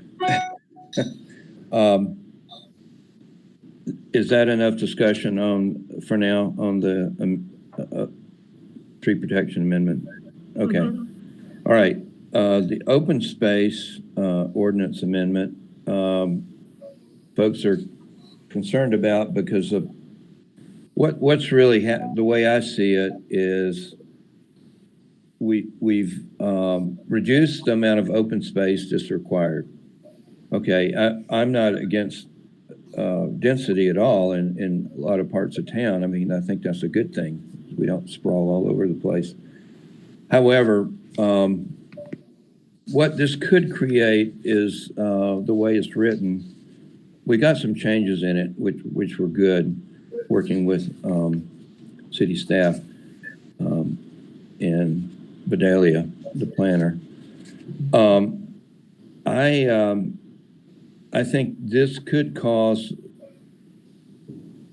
some developers to pay more into whatever we call it, the green fund, because of the tree protection amendment. And we might lose some mature trees in some cases. We're kind of forcing density, giving density priority. Is that the way other folks see it? Well, Mr. Chairman. That's part of it anyway. Yeah. So the way I view this open space amendment, the version that was passed by Planning and Zoning on July 1, and the version that will go to City Council on August 25th. The Urban Forestry Commission requested from the city manager that we be allowed to work with Vidilla on making some changes to the open space amendment, and particularly in terms of tying it directly to the tree canopy preservation amendment. And we did that, and we had at least 2, maybe 3 meetings with Vidilla.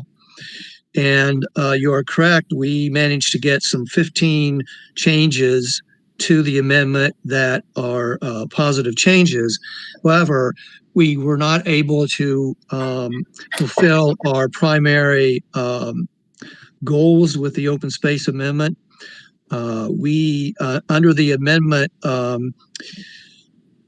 developers can reduce in stages their open space requirement down to as little as 5% of the property, if they meet the city's stormwater mitigation management standards, and if they meet, I think it was 5 or 6 other lesser standards that are outlined in the amendment.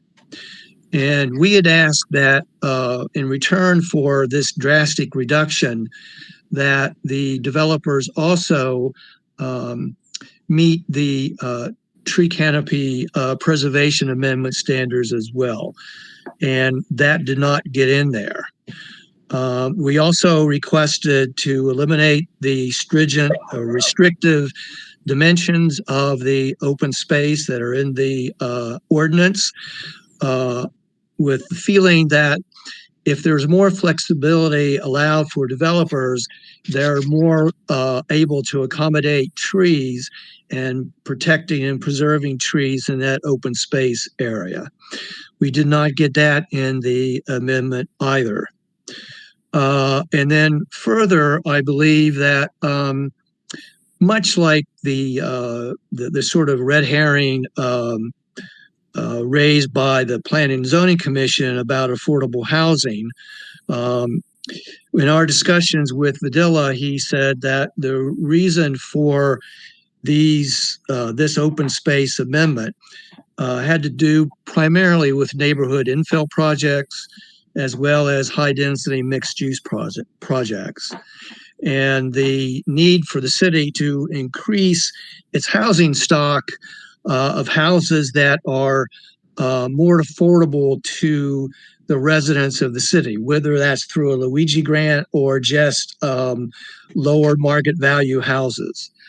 So it also comes down to an environmental justice issue and disparity, that you can reduce open space and the prospects of having anything green in these projects, not to mention not having trees.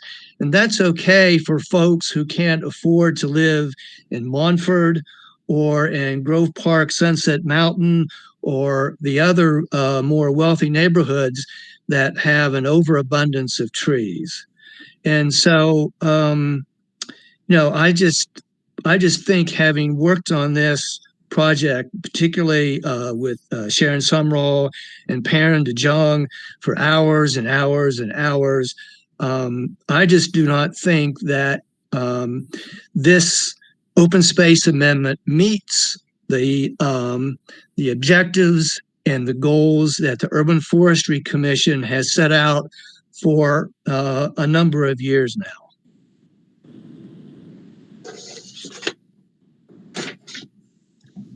Well said.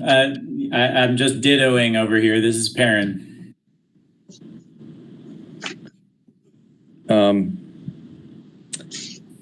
Yeah, we're one clarification. The tree protection amendment would still apply to any of these projects, of course. But there would be a tendency probably, if density is the goal, then, you know, the developers would pay into the fund and we would just lose vegetation on those sites, even though it would theoretically be made up somewhere else. Well, this is Julie. I've got a couple of questions. I mean, theoretically, we have to be okay with that, right? Because we're creating a process for people to pay instead of plant. Yeah, right. That's the idea. Right. Yeah. So we sort of have to get over that. Yeah. That hurdle, mental hurdle, and then, you know, I understand what we're trying to balance here. I think, but you know, in places like in the Central Business District, and I would even argue to some degree in the River Arts District, where there is an extraordinary amount of public open space and green space, that requiring open space in new developments is not critical. I mean, that's not, you know, the buildings on Patton Avenue and Haywood Street and those developments, and you know, there are some that have built open space into them if that's what they want as part of their development. But I guess I'm speaking, Patrick, I'm looking at the resolution sort of mainly to the last point. It doesn't seem hugely problematic to me to be exempting developments from the CBD and the RAD, where we want as much density as we can possibly have, and where there are other open spaces that people can enjoy. I don't see that as a big problem. Help me understand why that's a problem. Well, to your point that we have to, I guess, come to grips or embrace the fact that there is a fee in lieu of that developers can opt to use instead of providing open space and tree preservation, and that would help the city either plant trees somewhere else or buy property somewhere else for open space. So if you exempt say the downtown business district from open space requirements, then you miss an opportunity to use some of that fee in lieu to buy property, to establish mini parks or whatever green space that we can find. So I'm not sure the two are mutually in conflict. Well, we're probably not going to buy property downtown for open space. It's $1 million an acre. That's just probably not how we're going to spend our money. Yeah, unless it were some very small mini park or something that happened to work in with a development. Yeah. We could match or something like that. I don't know, you know, those kind of options. Mm-hmm. You know, I have a fear of the RAD because there's no open space now that I'll be dead and gone, but it's going to be nothing but hotels and apartments and like parts of Tennessee, like where Dollywood is, and parts of California, where it's just row upon row upon row of apartments or motels. I can see the RAD going that way very easily in the future without any kind of containment of it. I get it that we need affordable everything, but RAD scares me of what it's going to look like in the future. So you can't build hotels in the RAD right now. Ben, correct me if I'm wrong. I believe we did away with that, and I can't imagine there would be a council coming forward that would allow that. So I don't think we have to worry about that. But again, I mean, that's a place where we want density. We want density. We've zoned it to be that way. Yeah, I'm not against density. I'm against density without any open space in between and some greenery in between our density. I'm not against density. It's smart planning to have open space in some of these areas. I mean, I would be even for a smaller bit of open space, but no open space, as opposed to a little open space can make a difference in development. That's my worry on it. Not now. It looks great now. I'm looking at the future. Yeah. Yeah.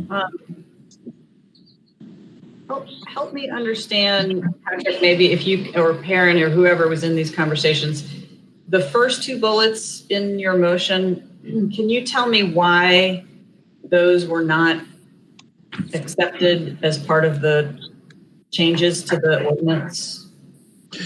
So, yes, when we had our discussions with Videla, and I know this was a sense of utter frustration, if not agony, on the part of Ed Macy.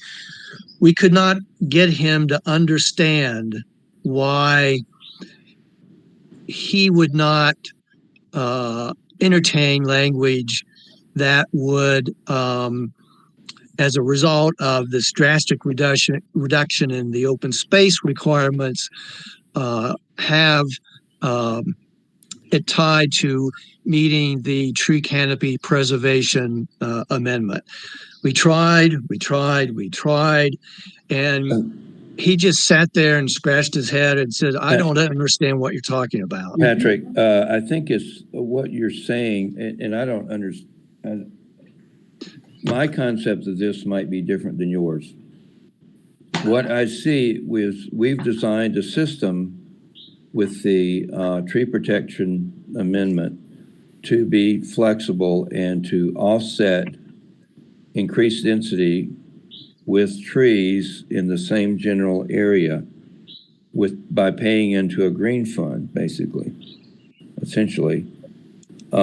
When you say meet the requirements of the tree canopy preservation amendment, that means they can meet it by payment in lieu of, or they can meet it by saving trees. Either one is meeting it.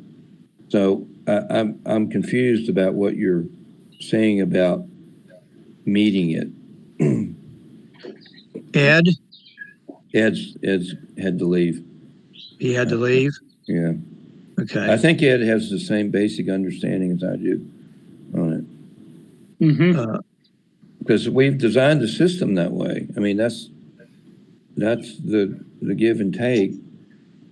Well, and aren't they, I understand the desire to tie them together, but wouldn't a project, if both apply based on location and whatnot, won't both still apply, whether they're tied together or not? But yeah. You have options of meeting them. And you can meet it by payment, or you can meet it by saving the green space or trees or whatever the.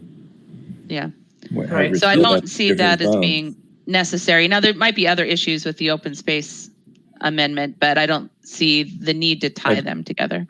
I think there's some lack of flexibility in the open space amendment, and that it's requiring a certain way of doing it. In other words, if you had a large tree to save and it was on a slope and it didn't fit into their criteria for kind of a flat open space in a dense area, then you would lose that. I mean, the incentive would be to, hey, this is pay and we'll take that tree out.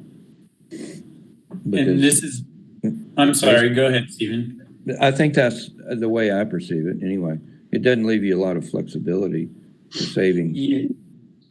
Yeah, I thought, this is Perrin, I thought that what happened at planning and zoning with the tree protection ordinance demonstrates why there's been so much resistance to linking urban density, as I prefer to call it, the urban density ordinance to the tree protection ordinance, because there's an interest in advancing urban density while sinking tree protection at the same time on the part of the development folks. But you mean sinking, like sinking a ship.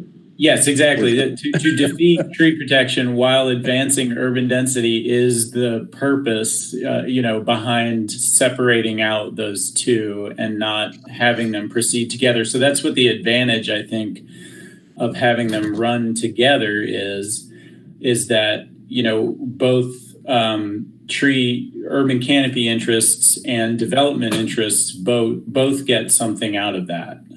Whereas you can see how developers and people on planning and zoning were pitting tree protection against urban density / affordable housing.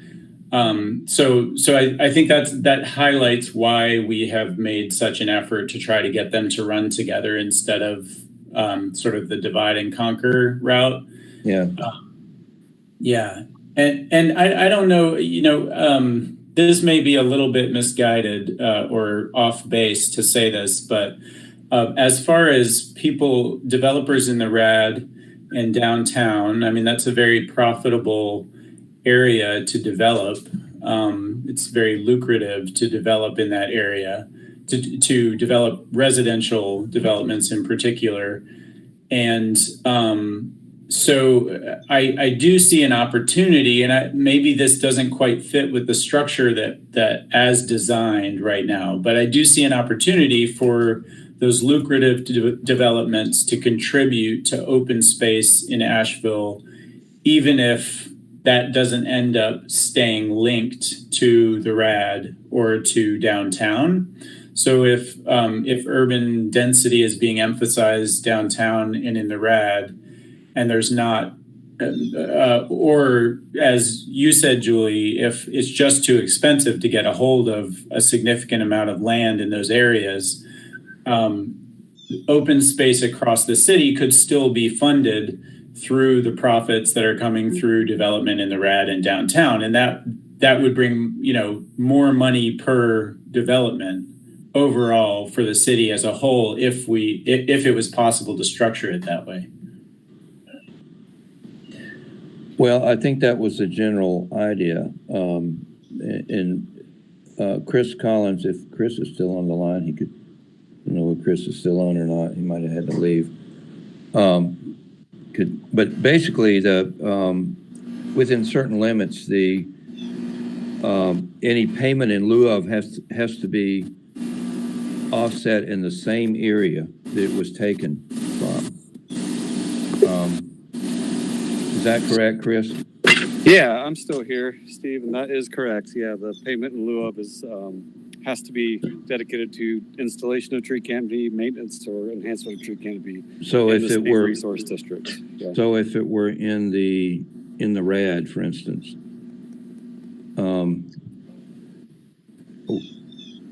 how would that work the same way?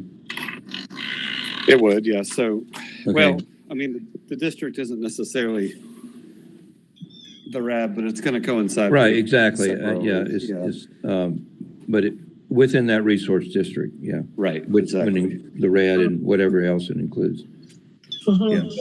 I think a lot of developers are, they might include open space for the people who live or work in that building, but it's probably, it might not necessarily be public open space, but in a place like the RAD, who cares? I mean, how many acres, how many dozens and dozens and dozens of acres of open space in the RAD do we have that people are going to be using, as opposed to crossing Lyman Street and wanting to access some piece of open space inside a development or something like that. I mean, it's, and downtown is maybe a little bit different, but still they're pretty significant swaths of open space and in downtown. Not as many parks as we might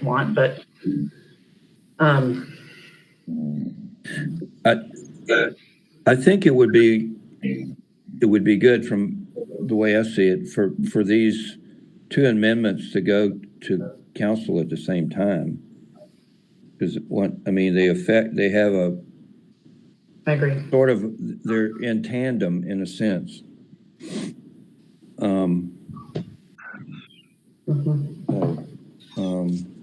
So what needs to happen with this one in terms of the meeting today? Anything? Well, we have the motion that Patrick, you haven't made the motion yet, but it's definitely, we had to discuss it because it's, it influenced, there's some confusion about it, but there's also some idea that we could improve it more. To answer Julie's question directly, the Urban Forestry Commission has not, at this point, taken a position on the open space amendment. Vidilla gave a presentation back in January. It wasn't on our agenda for February. It was going to be on the agenda in March, and the pandemic hit and we didn't meet. And last month when we met, we hadn't finished our work with Vidilla. So this is the first opportunity for the Urban Forestry Commission to actually take a position on this amendment.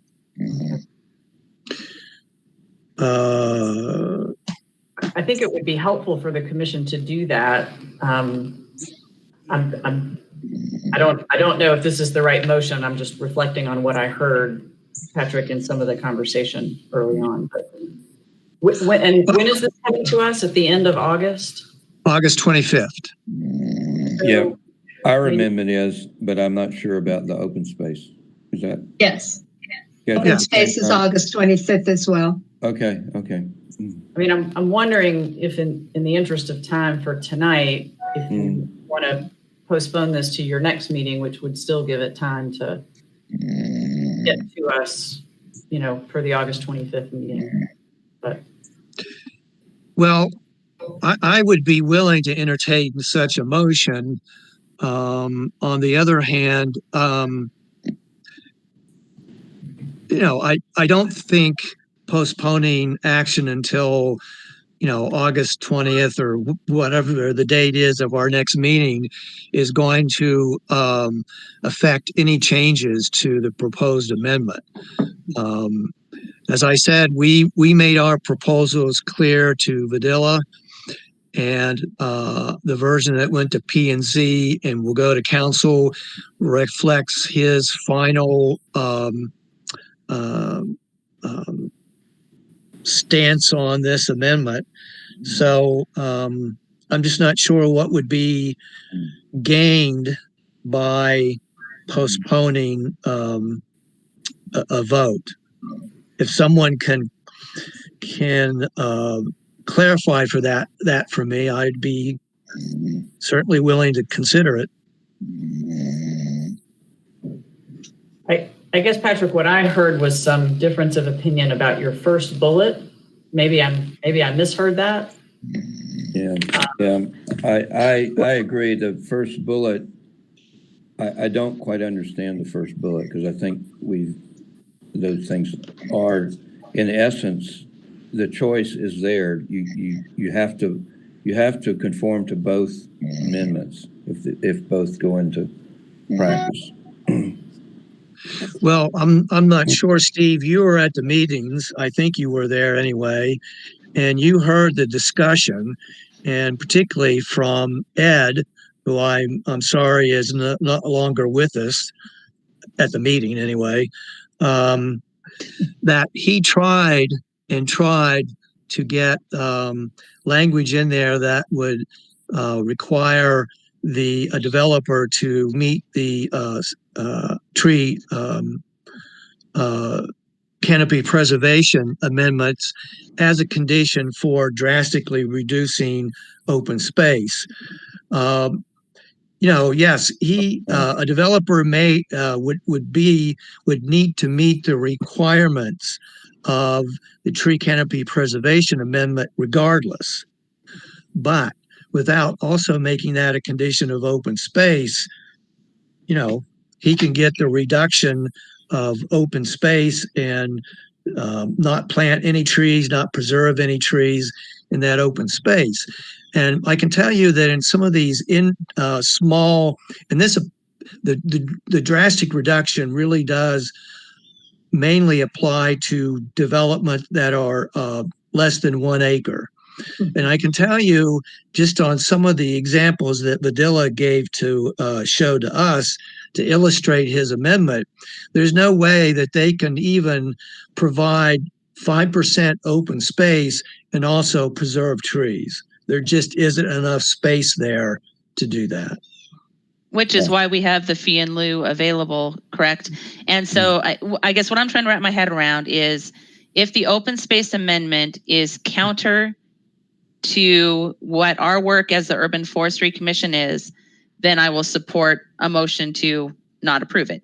But I'm not understanding at this point exactly how it is counter to our mission as a group to preserve tree canopy, as long as everybody has to follow the tree canopy amendments that we're working on and all of that. I don't see how the urban or the open space amendment is counter. So if you can clarify that, then I can be in support of what you're going after.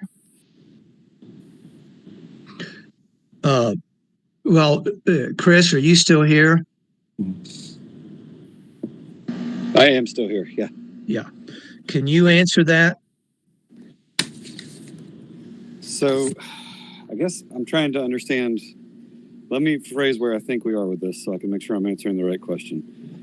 So is the concern that someone would take advantage of open space reductions and fee in lieu on the same project? I think that's what they're getting at, but I guess isn't that their choice? I mean, you can't do that. I mean, you wouldn't be able to do that.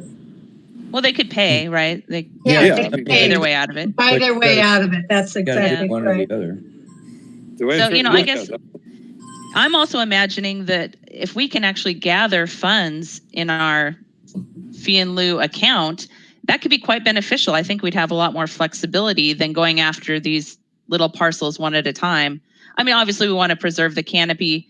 I just don't think people overwhelmingly are going to choose to pay that if it's that great of an amount, which I think we have made the appropriate amounts into that piece of the ordinance. Amy, I think this is Perrin. I might be able to add a little perspective to this. My initial concern about the open space urban density ordinance is that with less space, so there's a perspective that it doesn't change the number of permitted trees when the open space is reduced on a parcel. So that's sort of a city permitting perspective from sort of an administrative perspective of the city. So that has to do with what that developer does on site at the time of development. However, over time, the properties change hands and new property owners come in, and then there is an opportunity or a lack thereof by the new owner to plant more trees relative to how much open ground there is. And understanding that open space doesn't mean that it's dirt where trees can be planted, but it will mean that in many cases that it'll be open ground where trees can be planted. So that is it. Open space in many situations does represent potential tree cover that may not be turned into tree cover at the beginning when it's first developed. So I think I'm understanding what you're saying is that the position that we're looking at here is whether we're for or against this greater density, meaning that greater density equals fewer trees now or in the future. Well, no, I don't think that's actually what the motion says that Patrick. No, I know that, but I'm getting at what its essence means, because the motion has these details that I'm not seeing those details working out. And, I can be for a motion to be against the open space amendment in the sense that we want more open space, but I'm just not seeing how it's going to work in a practical development sense for us, specifically for these areas that we're talking about where it applies for density. So there's not one dimension of this. So one dimension is what I just mentioned. The second dimension is whether or not the tree protection ordinance actually comes into effect along with the urban density ordinance. And so that's where this issue of sort of running them parallel in tandem and having them be connected became a sticking point. Was the fear that we could end up with the urban density ordinance and not have the tree protection ordinance. So that's where that concern kind of bubbled up from. And that makes sense because it's not approved yet. Okay. Well, yeah, you guys can make a motion. I feel comfortable with the information I have. But let me ask Perrin, is that still a concern since they're both scheduled to come to council on the 25th?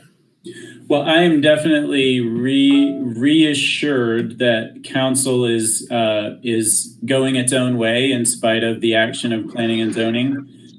So that was encouraging to me. And I guess I should ask you, Julie, what is your read of the tree protection ordinance's prospects before city council in terms of the vote? Well, so we have not had any discussions about this. I mean, both of these ordinances would come up through PED, which has not met since February or maybe March. I can't remember. So we have had zero discussions about these in the last 3 months. My guess is that, I mean, I will certainly on the tree protection ordinance, I will certainly try to persuade my colleagues that the concerns of planning and zoning are not, should not rule the day. And with the staff analysis, it sounds like that, we're going to have good backup for that. I do also appreciate your desire to have these two things go together. And, if for some reason council said, well, we're okay with the open space, but we have trouble with the tree protection, I would probably, if this is what you all would want me to do, I would propose that we hold both of them and that they continue to march on together. I would be happy to do that. Yeah, I think that's important. I think there'll be a lot of public support for the tree protection ordinance amendment. I mean, there are, hundreds of people, thousands out there that are, want something to happen, So it's not lacking for public support. Yeah. For sure. And the trouble with open space is it's so complicated. Like we used Raleigh as an example of what a really clear looking open space amendment looks like. I mean, that is extremely understandable, applicable, and ours is just really convoluted. And according to Videla, for many reasons, because I guess it has to be, ever having written an ordinance and wading through as much as I have with this open space, is that you get a 50% of a reduction if you follow through with X amount of criteria on the job. And so if you fit that, then you can go all the way down to 5% of open space if you fulfill those requirements. And part of those requirements is that we want you to fulfill the tree protection ordinance requirement so that it's part of reducing down to that 5% area that they're allowed to do. So if they don't fulfill all the requirements, then they don't get their reduction in open space. And every developer wants to develop and they don't want to have to deal with open space. So the minimal is for, and Videla's thinking is for seating and people to converse. And he didn't want to have open space be hillsides because people couldn't walk on hillsides. And we're saying, well, trees live on hillsides, so why can't that be open space? Because some of us like to sit under trees as opposed to the flat concrete areas that were designed with seating areas. So there was that whole different concept of what does open space represent to the design aspect of it. So if that makes any sense, Amy, on the conversation of where we were going. Also with the allowing of so much reduction from 50% down to, and you'd have to see the numbers, and it's really convoluted. So then our second bullet point was, well, let's don't constrict a developer with areas. And Videla said, well, you've got the little sidewalk space that could be an easement between the property. And I said, well, we call that buffer. So why can't buffer be open space? We don't care as long as you've got green and buffering. And let's call it open space. And he said, no, open space again is for people to sit, traverse, and do all this other. So he wants it in front of the development. So he was not willing to concede that just allow any place for the developer to put what they want where they want it. He wants it divided up into perpendicular triangles on the property. And we said, well, we don't require that, which is giving the developer, do what you want. You know, put trees where you want, put your seating area where you want. We're not requiring you to restrict it to dimensions.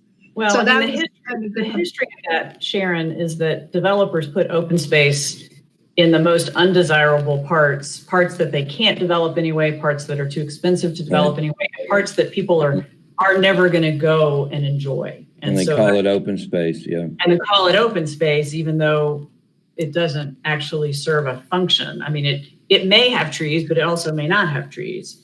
And so I think one of the purposes of this ordinance is to create usable open space for people. I mean, literally for decades, open space was, it was the stormwater detention pond, and it was the hillside at 25% slope that nobody could ever use. And we don't want that. We don't want that. That's not functional open space. Yeah, I agree.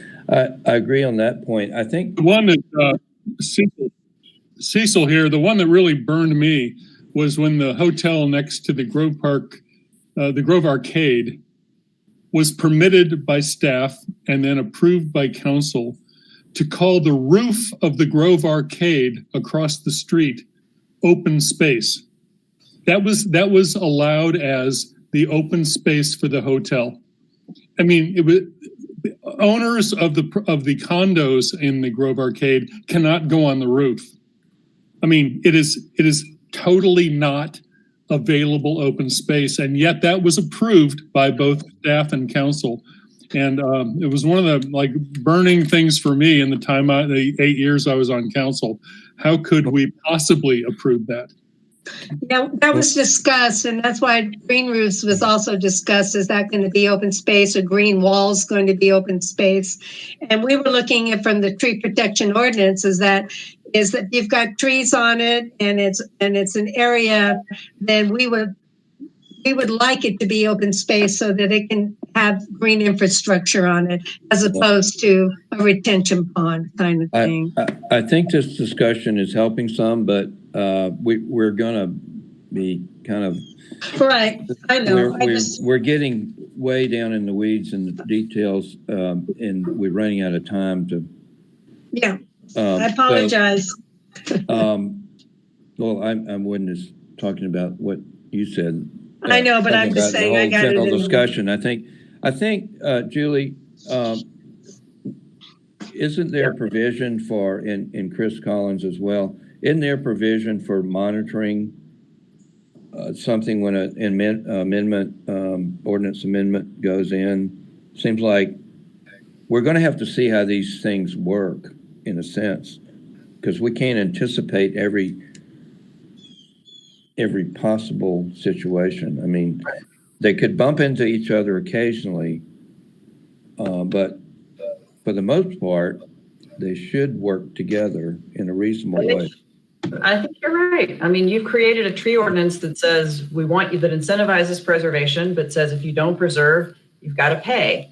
And that's a structure that's going to apply right to every property and every development. And some people are going to choose to preserve, and some people are going to choose to pay. Yeah. And we've already sort of accepted that framework. Yeah. Okay. Well, do we let's make some provision to move on here. What do we I propose we reword the bullet point and bring it back to the next meeting. I think Amy's and Julie is correct. I think the first bullet point is going to need to have some more revision to it. Patrick, are you amenable to that? For the sake of moving on, I'm amenable. I'm not happy, but I'm amenable. Okay. All right. And this is Perrin, to the extent that it helps move the conversation along. Yes, Julie, to answer your question directly, it makes a big difference for me personally to know that if you're willing to frame this for the city council, that the whole idea is for these to be passed together and that they go hand in hand. That is important to me, and that does make a difference to me. Yes. Yeah, that's easy. I can do that. Thanks. The last note that I want to make on open space in general is that we started this amendment was started before the pandemic. And I think it's important for us to make some recognition that people are looking for open spaces, within their residential areas in densely populated spaces. So I just want to put that on the table that we may have a different perspective on open space, even in the past 4 months. Good point. Yeah. And developers will have a different perspective on what they build as well. Certainly. Okay, let's move on for now. There's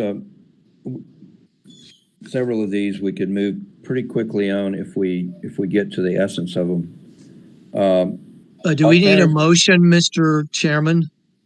A motion? You haven't made a motion, so there's no motion on the table. What are you? Okay. No, we were just discussing it as new old business. We can continue it for next time.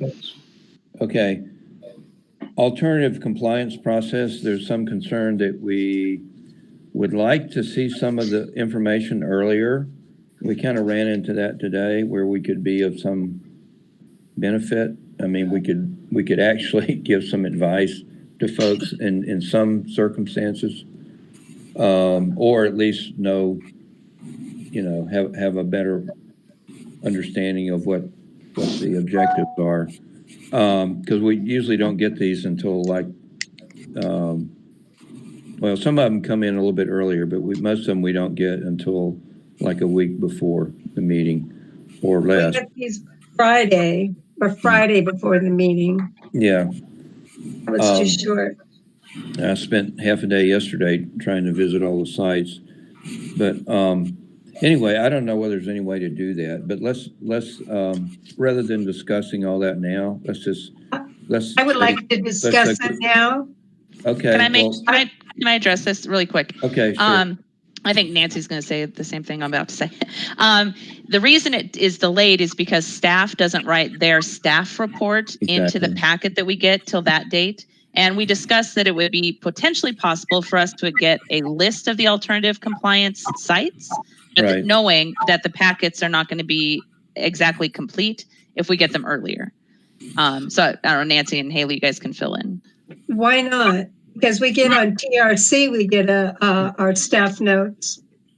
So, Sharon, so we can send you out the application package when the application package arrives. That is approximately 10 days prior to this meeting. Staff needs time to actually do their analysis and write the staff report. That's when you get it. You will get the staff report when we send out the agenda with the full alternative compliance packages. That's all we can ask staff to do. We can ask them to have a 24-hour turnaround period for a full report. But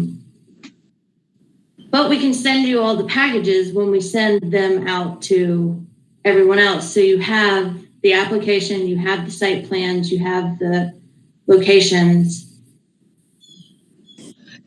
Yeah, I understand. This is what happens with us, is that as soon as they send out their neighbor report that they have to do within X amount of days, then I get bombarded with neighbors that have gotten letters about the trees being removed, what's going on, what trees, they look alive to me, and all of a sudden I'm hunting down, either I'm going to Simplicity looking for the development, I'm on Excella looking to see where it sits in Excella, whether it's an S, and then I'm having to tell everybody to cool their jets that we haven't gotten it yet, and that it's not available for them to see, and that I don't know anything because I haven't gotten anything on it. And then they'll start sending me what they've received from the developer or whomever, that this is what's going on and how come we don't know about it. That is just a case that happened last week with Sunset Summit. And that's why I brought that up, is that up until the Friday before, 10 days before that, we were getting hammered with emails. Well, Sharon, would it be sufficient for you to get the packet without the staff report at that 10 days before? Well, in the case of the Sunset Summit, it'd been great to get the report from the arborist, because then I would have known what was going on and I could tell these people, because they didn't get an arborist report when they got their information from the owners. Because what we had talked about was having the entire commission receive the access to the application packets, but we all need to know that the staff reports won't be there till the Friday before. Yeah, I didn't need a staff report. I just needed to see what he was doing, where he was going. And because what he sent to the neighbors was just a bunch of green with trees and this coming out and this going in. And everybody said, well, what does that mean? And I didn't know. And also plans, now that we're doing everything on a computer, when I used to get it ahead of time, is that I would get a copy of a plan, or I could download it, send it to Office Depot, get a copy, and it doesn't take me so long on the computer to wade through everything, and I could just look at the plan, because I used to get them ahead of time when we were at DSD. So there seemed to be with DSD a longer period of time when I was able to review plans. I don't know if that was just because how it was going then. I'm not saying that it's any different now with working with you, Nancy. It just seemed I had more time to review plans coming through an alternative compliance. So whatever you guys can do without me, sending you enormous amounts of email, Nancy, asking you what's going on and how come I can't find it. So that's my say on it. Whatever you can do, I'm appreciative. Well, I liked Amy's suggestion of being able just to see whatever we could see and just to get access. That would help, even without the staff report, because at least we'd be familiar with the site if we had some time. Okay. Okay. Let's move on to any update on Hawk Creek, Patrick? Yes and no. As many of you are aware, the Buncombe County school superintendent sent an overture to me, to the Urban Forestry Commission, that he would like input and feedback from the Urban Forestry Commission regarding Buncombe County Schools' plans to plant trees at the Hall Creek Elementary School site to replace more than 60 that were turned down. And so I reached out to Tim Fairley, who is the director of facilities and planning for Buncombe County Schools. I didn't hear anything back from him. Finally, on June the 30th, he sent me an email saying that he was willing to meet based on there was also efforts to get a meeting with Buncombe County Schools on the site that was being pushed by the Hog Creek Community Association Board of Directors. It was clear from Mr. Fairley's email that he was confused about what was going on. So I clarified that to him the same day, June 30th. I never heard back from him.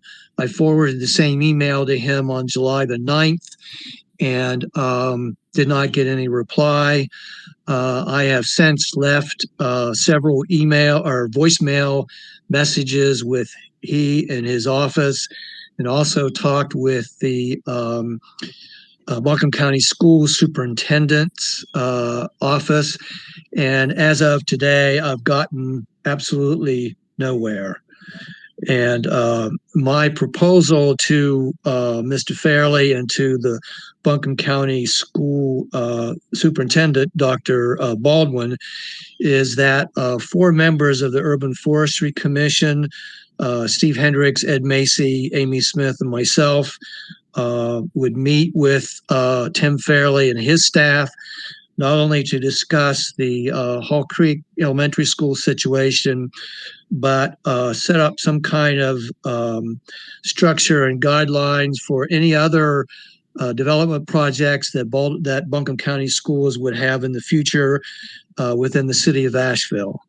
So I will keep pursuing that, but I understand that Buncombe County Schools is under a lot of pressure as other school systems to meet school reopening requirements and deal with all that. But, you know, a 5-minute telephone conversation is all I would need to get this process started. So I will keep pursuing it and bring it back to the Urban Forestry Commission. Thank you, Patrick. Thanks for being persistent. I can't imagine how the architecture and design people are affected in any remote way with reopening the schools. Tim is an acquaintance of mine. I'm going to send him an email and say what's going on. Yeah. Well, I would appreciate that, but that's my message from his administrative assistant, is that he's busy touring schools as a facilities director and trying to determine how schools are going to be set up for in-person instruction. That's the word I get from his office. Yeah. So that's, yeah. Okay. All right. Okay. Let's go to new business. We have a draft resolution, and Julie, you can help us with this. I think we have a draft resolution for zero net loss, and I will give a little background on it so we're all on the same page. The idea was that when we had this tree protection amendment ordinance, that a real goal was zero net loss, or some way of dealing with not to keep losing canopy across the city. And that's one of the reasons for the tree protection ordinance amendment. However, Assistant City Attorney Eric Edgerton, yes, excuse me. Advises that, and city staff advises us probably we want to keep a zero net loss out of the ordinance. In other words, that wouldn't be that could be a goal, and it would fit better in a resolution as a goal, like renewable energy, or as a goal for the city, and it could be implemented, if we had a full-fledged program eventually. But if we set it up as a goal, it gets us out of some legal problems, potential legal problems. So we don't want the authority that we have taken away from the city, and we don't want to be stand out too much for Raleigh. If we had it would make more sense in a resolution from that standpoint. So that's kind of the background, and how we write it. I think we have a pretty good draft. There's a question in my mind whether we want to be somewhat specific about having an urban forestry program to help implement the zero net loss. I mean, that's going to be what's needed to do it well. And Ed wrote the first draft, and he alluded to that language in there. It's kind of implied that we would have a program to be able to implement zero net loss. I put some wording together that was more specific about, the program we had been asking for before. I think it could go either way. Julie, do you you have any thoughts on what we should include in that kind of resolution? And I don't know whether you've had a chance to read over. Yeah, I have. I've looked at it. So I think it should be stronger. I think we should actually say. So this says no net loss. No less than. We shouldn't lose any. We should at least stay where we are. Right, minimum of where we are. Yeah. Yeah, but I actually think we should put that wherever we want to end up. Okay. In there as well. That's the line in the sand. That's the 100% renewable commitment. To have a program that would get us there. Mm-hmm. I mean, I think that's the only way we're going to actually get there. Yeah. But so what is that goal? Is it 50%? Is it what is our goal? You mean a broader goal even to say 50% canopy by a certain time frame. Yeah. Greenworks is what, 50 by 50? Yeah, in a program to get there. They were saying 50% by 2040, which is doable. It'd be a goal, but I think Charlotte waited too late. They went 50 by 50. They're saying, they're at 47%. Of course, they're a much larger area to deal with, and they're saying that probably if they had gone 40, if they had been at 48, they might have gotten to 50 by 50, but it takes a long time to make up if you're losing at the same time. I think it should state what we want by when. Yeah. So we should put what we want as an ultimate goal in there and not try to break it up into pieces and. Yeah. Okay. Okay.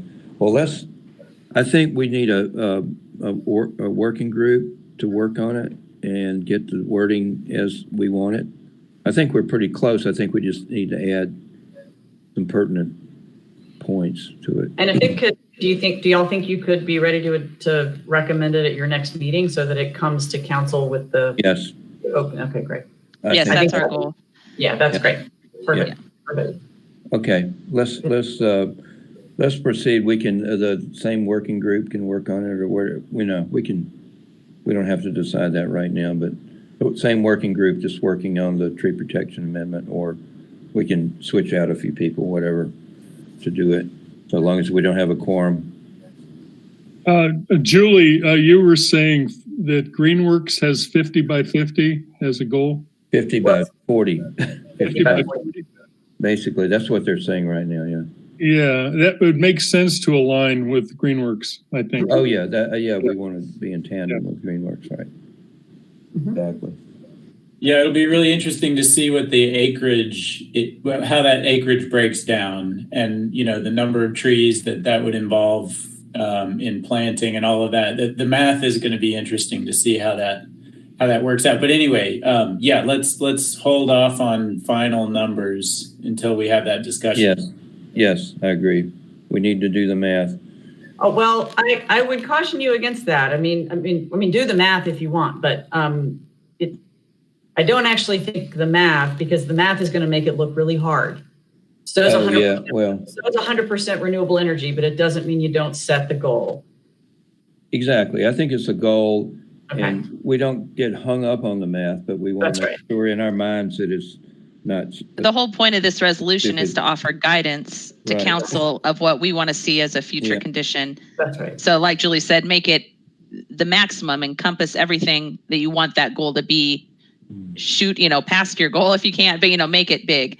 Well, because this will be our one chance in probably a while, get everything wrapped up as a package and get it. I agree with that. I think that's a good approach. And the tree protection ordinance amendment, in a sense, is to stop the bleeding, stop us from going backwards. Right. And this would be a step beyond that and saying, okay, we're zero net loss, but we want to improve from that. We have a bigger goal. Okay. All right. We will proceed with that. And that covers new business under B2, Comprehensive Urban Forestry Program Resolution. There was a question about how we wanted to work that in. And there's discussion that the next item is commission mission statement. I've been thinking this for a while, that we need to have a clearer mission statement. What we have now is just drawn out of pieces of the existing ordinance. And it's not really concise. So again, a working group, we don't have to decide that right now, but I think we need to move ahead with a working group. Anybody want to address that? I think Amy Smith, you had some thoughts on that. I'd be happy to be a part of it or get it going. I'll send something out and see who's interested. Okay. All right. Good. All right. The last major item we have is the building canopy and public housing communities. Perrin and Dawn, but Dawn's not here, but Perrin. Yeah, thank you, Steve. So really quick, we did discuss this a little bit last time. Just to recap, at a time of austerity that is brought about by the economic contraction that's been caused by the pandemic, obviously the funding that's available for forward-looking initiatives like the Urban Forestry Comprehensive Program is not as realistic as it was before. And so we were talking about the scarcity of new funding in Asheville. And I brought up that at a time where we're reimagining how we allocate our public resources around, specifically around over-policing, how there may be an opportunity in there somewhere that we could look for a much smaller amount of funding that could be targeted towards increasing urban canopy density in Asheville's public housing developments. Because that has been sort of a frontline place that's been most heavily impacted by decreasing urban canopy density, there's a connection there between racial justice, socioeconomic justice, and urban canopy that also gives us a chance to start taking baby steps towards increasing urban canopy and protecting urban canopy at a time of austerity. So that was the concept. Dawn isn't here. I have not spoken with Dawn about this since our last meeting. And so I don't think we can make a whole lot of progress about this because I think she knows the most about some of these issues with specific housing projects in the city and what Greenworks is doing along those lines in those housing projects. But this is at a sort of embryonic stage. I think this idea is at an embryonic stage, but I'm definitely interested in hearing any feedback to the idea. And Julie, you're on council, obviously, and you have some insight. Yeah, I do. I think we need to ask the housing authority to plant their own damn trees. I mean, so just so everybody understands, the city does not run the public housing. It's a totally separate entity, it's its own thing. It has its own money. It has lots of money. I mean, it's not like rolling in dough, but I mean, they have money to plant trees. And I just so happen to be the liaison to the Housing Authority Board as well. And we have a meeting on Wednesday, and I am happy to raise this with them. And, you know, obviously, as you said, Dawn and Greenworks works in several of the Housing Authority properties, and we do try to not call them projects. I call them properties or developments, Housing Authority developments. So I think really between Dawn and the Housing Authority and Perrin or whoever else wants to be in that conversation, I think that's the right place to be looking for those dollars, not from the city. Interesting. Thanks for that insight. Yeah, that's good. I think Amy Kemp is involved in it now. She's on the. Yeah, and I will just tell you, but there are ways around this. I mean, there's historically, there's just been concern about greenery and bushes in housing authority, not just ours, but public housing generally, as being places that create shadows, places where people can hide, places where nefarious things happen. There are ways around that, but it does take a focused attention to design and where and how you plant things. But there's guidance out there on that. This is not rocket science. We don't have to make it up. Well, if I could offer, our first step might be through you, Julie, then to just let them know that as a commission, we're available, we're ready to work a partnership, whatever guidance and help we can be, that would be our first step. Yep, I can do that. I'll do that on Wednesday, no problem. And nefarious things never happen in the bushes in my neighborhood. Okay. Yeah, good point. And just to add to Amy's suggestion as well, maybe we should also frame it as a request that we would like to start a conversation about this. Beyond just being available, we'd like to actively engage with them about how we can advance this priority. Yeah, and I will also say that the police chief came and was part of our meeting last month, and suffice it to say, the Housing Authority Board is really, really upset with the kind of policing that's happening, the fact that the violence levels are still so high in housing, that whatever is happening is not working, and they're understandably pissed about it. And so this could actually be a nice conversation to be having a conversation about security and policing and quality of life in our housing authority developments, all at the same time. Yes. And Don shared a letter with us last time at the last meeting about some of the residents writing her, I think, about the situation and can't we make it greener and so forth. And some of them are good, but some of them are not. Yeah, right. Yeah. They were cutting trees down to make it easier for the security cameras to surveil the property. Right. Yeah, that was. I will tell you that if there's one thing that does make crime go down in housing, it's security cameras. Now it just goes somewhere else, but it does work for a while. Yeah. Okay. It all wraps together. It's a complex web. We've the only thing we've got left on the agenda are the updates, and I think we all got those. So we don't need to go over them. So if we have a motion to adjourn. Please. Please. I so move. The Urban Forestry Commission adjourned for the day. Yes. Then I'll second. All right. Adios. Okay. I'm See you the next meeting, Patrick. I have to go through to get the vote, unfortunately. Sharon? Are you voting for it? To adjourn? Oh, yeah. I thought Amy? I did. Sorry. Aye. Okay, Patrick? Aye. Cecil? Aye. I vote aye. So. Aye for me. Karen. Yes. There he is. Okay. Well, thanks, everybody. I'm sorry it stretched out so long, but we have.